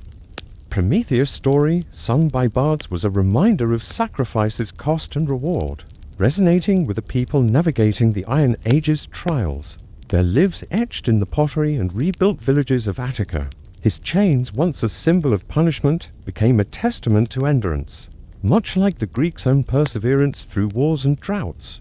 As recorded in mass burials at Corinth, Prometheus' tale, rooted in rebellion and redemption, speaks to our own struggles with progress and its price. His fire, a gift of knowledge, mirrors our pursuit of innovation technology. Science yet warns of unintended consequences. Today, his story urges us to wield our gifts with foresight, balancing defiance with responsibility in a world of endless possibilities. As you drift towards sleep, reflect on this. Prometheus' fire lit humanity's path but bound him in chains. How does his story challenge us to embrace innovation while guarding against the hubris that invites retribution? Pandora's jar, curiosity's gift, and the birth of warriors. You settle into the quiet of the night. Imagine yourself in a humble Greek village around 700 BCE, where the flicker of hearth fires casts shadows on clay walls. Here in Hesiod's works, and Days and Theogony, Pandora, the first woman, opens a forbidden jar, unleashing woes upon humanity. Her story, rooted in a Greece rebuilding after the Mycenaean collapse around 1200 BCE, reflects a society wrestling with curiosity and consequence, as seen in the iron ploughs and sparse pottery of Iron Age Attica. Pandora, crafted by Hephaestus at Zeus' command, was no mere mortal. Her creation was a divine act, mirroring the Greek reverence for artistry, evident in the intricate gold work of Boeotian graves. Zeus, angered by Prometheus' theft of fire, ordered Pandora's creation as a punishment for humanity. Molded from clay, she was gifted beauty by Aphrodite, cunning by Hermes, and curiosity by the gods, a blend of allure and danger, akin to the Greek view of women as both vital and perilous, seen in the restrictive laws of Gorton around 600 BCE. Given to Epimetheus, Prometheus' less cunning brother, Pandora came with a sealed jar, forbidden to open, a vessel possibly inspired by the pithoi used to store grain in Mycenaean palaces, as excavated at Pylos. Her arrival marked a shift, bringing divine beauty to a world of toil. Much like the terracotta figurines that adorned early Greek homes, Pandora's curiosity, a trait both human and divine, drove her to unseal the jar. This act, recounted in Hesiod's tales, released all evil's disease, strife, death into the world. A myth echoing the Greek fear of unchecked desire, seen in the curses inscribed on Attic lead tablets. Only hope remained trapped inside, a bittersweet gift that mirrored the resilience of a people facing famines and raids, as evidenced by mass burials in Corinth. Her jar, a symbol of temptation, resonated with the Greece navigating progress, where innovations like Phoenician-derived scripts around 800 BCE brought knowledge, but also new challenges. The myth, sung by firelight, spoke to a society balancing ambition with restraint. Pandora's beauty and curiosity were both a gift and a curse, reflecting the Greek struggle to harness human potential without inviting ruin, as seen in the cautious alliances of city-states like Corinth. Her story, etched in the daily grind of Iron Age life, was a warning and a hope, embodied in the hearths that warmed homes and the altars that honored Hestia. As you linger in this village glow, picture Pandora, her hands trembling over the jar's lid. The world waits, unaware of the woes to come. Could her curiosity be tamed? Or would her act reshape humanity's fate forever? As you linger in the village's dim light, envision Pandora standing before the forbidden jar, its clay surface gleaming with promise and peril. by 600 BCE, when her myth was woven into Greek festivals and etched on pottery, Pandora's story reflected a society grappling with the consequences of human nature, as seen in the legal reforms of Athens under Solon. Her creation, a divine trap for humanity, was Zeus' response to Prometheus' fire, a punishment mirroring the Greek fear of divine retribution evident in the votive offerings at Delphi to appease angry gods. Pandora, gifted with beauty and cunning, was both a marvel and a menace, much like the intricate bronze tools of Thessaly that brought progress but demanded care. Her decision to open the jar, driven by curiosity, unleashed a torrent of evils, disease, war, despair upon the world. Hesiod's works and days paints this moment vividly, a narrative tied to the Greek understanding of suffering's origins, seen in the skeletal remains of Attic graves showing signs of plague and malnutrition. Only hope remained sealed within the jar, a paradox reflecting the Greek resilience amid hardship, as seen in the rebuilt walls of Zagora after raids around 800 BCE. Pandora's act was not just a personal failing but a cultural mirror, echoing the Greek struggle with temptation. Much like the sailors who risked shipwrecks off Chios for trade, their broken hulls revealing the cost of ambition. Prometheus, accepting Pandora despite Prometheus' warnings, embodied human folly, a trait the Greeks saw in their own leaders, as recorded in the political upheavals of Corinth's inscriptions. Her jar, possibly a pithos like those storing grain in Mycenaean palaces, was a symbol of potential and ruin, akin to the Greek adoption of coinage around 600 BCE, which fueled trade but also greed. Pandora's curiosity, though cursed, was also human, reflecting the Greek drive to explore, seen in the colonies of Syracuse where settlers braved hostile lands to build anew. Her story, told by firelight, was a cautionary tale for a Greece navigating progress and peril. The woes she unleashed shaped a world of toil, yet hope's presence offered solace, much like the hearths that warmed Iron Age homes and the altars that honored Hestia. Pandora's act, both reckless and inevitable, spoke to a people who valued knowledge but feared its cost, their lives etched in the pottery and iron ploughs of Boeotia. As you rest by the hearth's glow, picture Pandora, the jar now open, evil swirling into the night. Hope lingers inside, a faint promise. Could this remnant redeem her act, or would the woes she freed define humanity's fate? Now, as you rest by the hearth's fading glow, envision Pandora standing amid the chaos of her opened jar, the world forever changed by her curiosity. By 500 BCE, when her myth adorned Athenian vases and inspired philosophical debates, Pandora's story was a lens for a Greece forging democracy under Cleisthenes, balancing human freedom with divine order. Her act, unleashing evils like disease and strife, was Zeus' punishment for Prometheus' fire, a divine retribution echoing the Greek fear of overstepping bounds, seen in the Delphic maxims urging moderation. Yet, hope, trapped in the jar, became a symbol of endurance, much like the resilience of colonists who rebuilt Syracuse after raids, their fortified walls standing firm by 600 BCE. Pandora's legacy was complex, blamed for humanity's woes. She was also a figure of creation, her clay form a testament to divine artistry, akin to the terracotta statues in Boeotian sanctuaries. Her curiosity, though catastrophic, mirrored the Greek drive for knowledge, seen in the adoption of writing from Phoenicia around 800 BCE, which sparked literacy but also disputes, as recorded in Gorton's legal inscriptions. Hope, the soul, gift left in her jar, was ambiguous, both a comfort and a torment, reflecting the Greek view of life's dualities, seen in the hearth altars of Olympia where flames honored Hestia amid prayers for survival.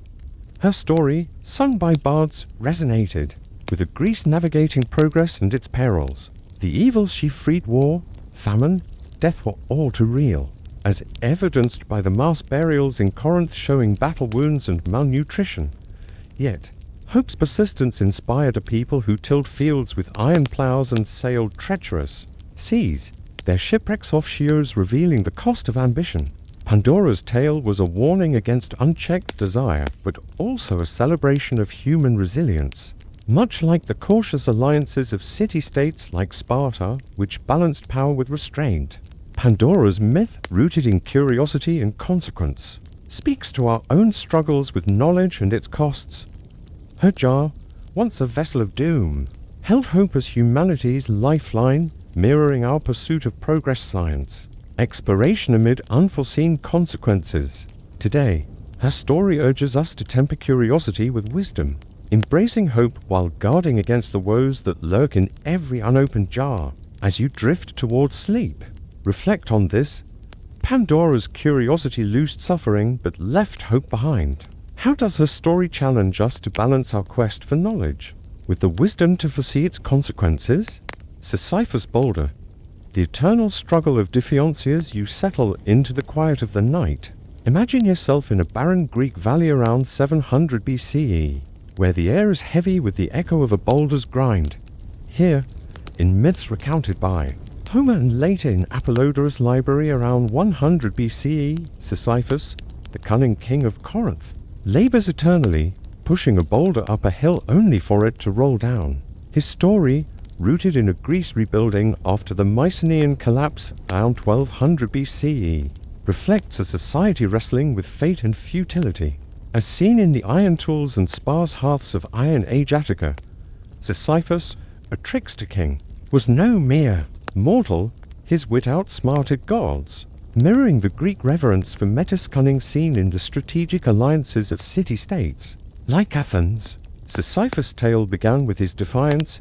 He cheated death twice, first by tricking Thanatos, death himself, into chains, delaying his demise, a feat akin to the Greek sailors' daring escapes from storms, as evidenced by shipwrecks off Chios laden with amphorae. Later, he persuaded Persephone to let him return from the underworld, claiming unfinished mortal tasks, a ruse reflecting the Greek belief in negotiating with the divine, seen in the votive offerings at Dodona's oracle. His cunning, though, angered Zeus, whose authority echoed the rigid hierarchies of Mycenaean palaces, documented in Linear B tablets. Sisyphus' schemes, like revealing Zeus' abduction of Aegina, invited divine wrath, a theme resonant in the curses inscribed on Attic lead tablets. His punishment was eternal: to push a boulder up a hill only for it to tumble back, a task symbolizing futility yet defiance. This labor mirrored the Greek struggle to rebuild, as seen in the rebuilt walls of Zagora, where each stone laid was a triumph over ruin. Sisyphus' boulder, described in ancient tales, was both curse and testament to endurance. Much like the iron plows that tilled Boeotian fields despite droughts, his story, sung by bards, resonated with a people facing relentless trials, raids, famines yet persisting, as evidenced by the pottery workshops of Corinth crafting beauty amid hardship. The myth, told by firelight, spoke to a Greece valuing resilience over surrender. Sisyphus' defiance, though punished, was a spark of human spirit, akin to the colonists who founded Syracuse by 750 BCE, braving hostile shores. His eternal task was a mirror to their own unyielding efforts in a world of divine whims and mortal limits. As you linger in this desolate valley, picture Sisyphus straining against the boulder, the hill looming above. Could his cunning outlast his punishment, or would the gods decree trap him in an endless cycle of toil? As you linger in the barren valley, envision Sisyphus, muscles straining, pushing the boulder up the unyielding slope, only for it to crash back down. By 600 BCE, when his myth was woven into Greek festivals and etched on Corinthian pottery, Sisyphus' story reflected a society grappling with the limits of human will, as seen in the democratic stirrings of Athens under Solon's reforms. His defiance striking death and deceiving Persephone was a triumph of Metis, a cunning revered in a Greece that valued strategic wit, like the navigators who charted routes to Egypt, their ships laden with amphorae as found in Alminarex. Yet, Zeus' punishment was relentless, his boulder a symbol of eternal futility, echoing the Greek fear of divine retribution, seen in the votive offerings at Delphi to appease angry gods. Sisyphus' labor was not just punishment, but a mirror to human endurance. Each push up the hill, only to fail. paralleled the Greek struggle to rebuild after the collapse of 1200 BCE, as seen in the rebuilt walls of Cyrene, where colonists defied hostile lands. His boulder, heavy as the stones quarried for Mycenaean tombs, embodied the weight of fate. Yet his refusal to yield reflected the resilience of a people who tilled fields with iron plows, despite famines, as evidenced by skeletal remains in Boeotian graves. His cunning, once used to outwit gods, now fueled his persistence, a trait akin to the bards who sang of perseverance at Olympia's festivals. The myth also spoke to the Greek tension between defiance and acceptance. Sisyphus' tricks, like chaining Thanatos, mirrored the audacity of Greek traders who risked storms for profit, their shipwrecks off Samos revealing the cost of boldness. His punishment, though, was a warning against hubris, a theme central to Greek thought, seen in the Delphic maxims urging moderation. His eternal task was both curse and defiance, resonating with a Greece that balanced ambition with the fear of divine wrath, as seen in the cautious alliances of city-states like Sparta, documented in early inscriptions. Sisyphus' story, told by firelight, was a meditation on human struggle. His boulder, forever rolling back, was a symbol of life's relentless challenges. Yet his unyielding effort inspired a people crafting pottery and building temples amid the iron age's hardships. His defiance, though punished, was a spark of human spirit, much like the colonists who founded Naxos, facing peril with grit. As you rest in the valley's shadow, picture Sisyphus, sweat-soaked, pushing the boulder once more. The hill looms, the gods watch. Could his endless labor find meaning, or would the cycle of futility crush his defiant spirit? Now, as you rest in the valley's shadow, envision Sisyphus pausing briefly, the boulder at rest before its inevitable fall, his eyes fixed on the endless hill. By 500 BCE, when his myth inspired philosophical debates in Athens, Sisyphus' story was a lens for a Greece forging democracy under Cleisthenes, grappling with freedom and fate. His eternal labor, recounted in Homer and Apollodorus, was Zeus' punishment for outwitting death, a defiance mirroring the Greek resistance to tyranny, as seen in the overthrow of the Pisistratids by 510 BCE. Yet, his task pushing the boulder only to watch it roll back was a stark symbol of futility, echoing the Greek struggle with life's relentless trials, as evidenced by the mass burials in Corinth showing battle wounds. Sisyphus' legacy was not in victory but in endurance. His unyielding effort, despite the boulder's fall, reflected the resilience of a people who rebuilt after the Mycenaean collapse, their lives etched in the iron plows and pottery of Boeotia.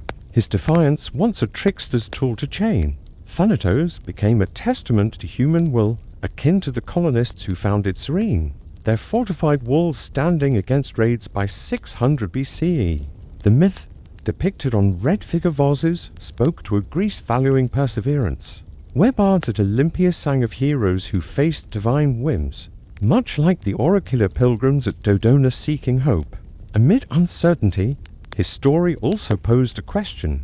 Could meaning be found in endless toil? The Greeks, balancing ambition with the fear of hubris, saw in Sisyphus a mirror to their own lives, where innovations like coinage sparked trade but also greed, as seen in Lydian mints around 600 BCE. His boulder, a symbol of fate's weight, resonated with a people who tilled fields and sailed seas despite famines and shipwrecks, their broken hulls off Samos testifying to their risks. Sisyphus' struggle, though eternal, was a spark of defiance.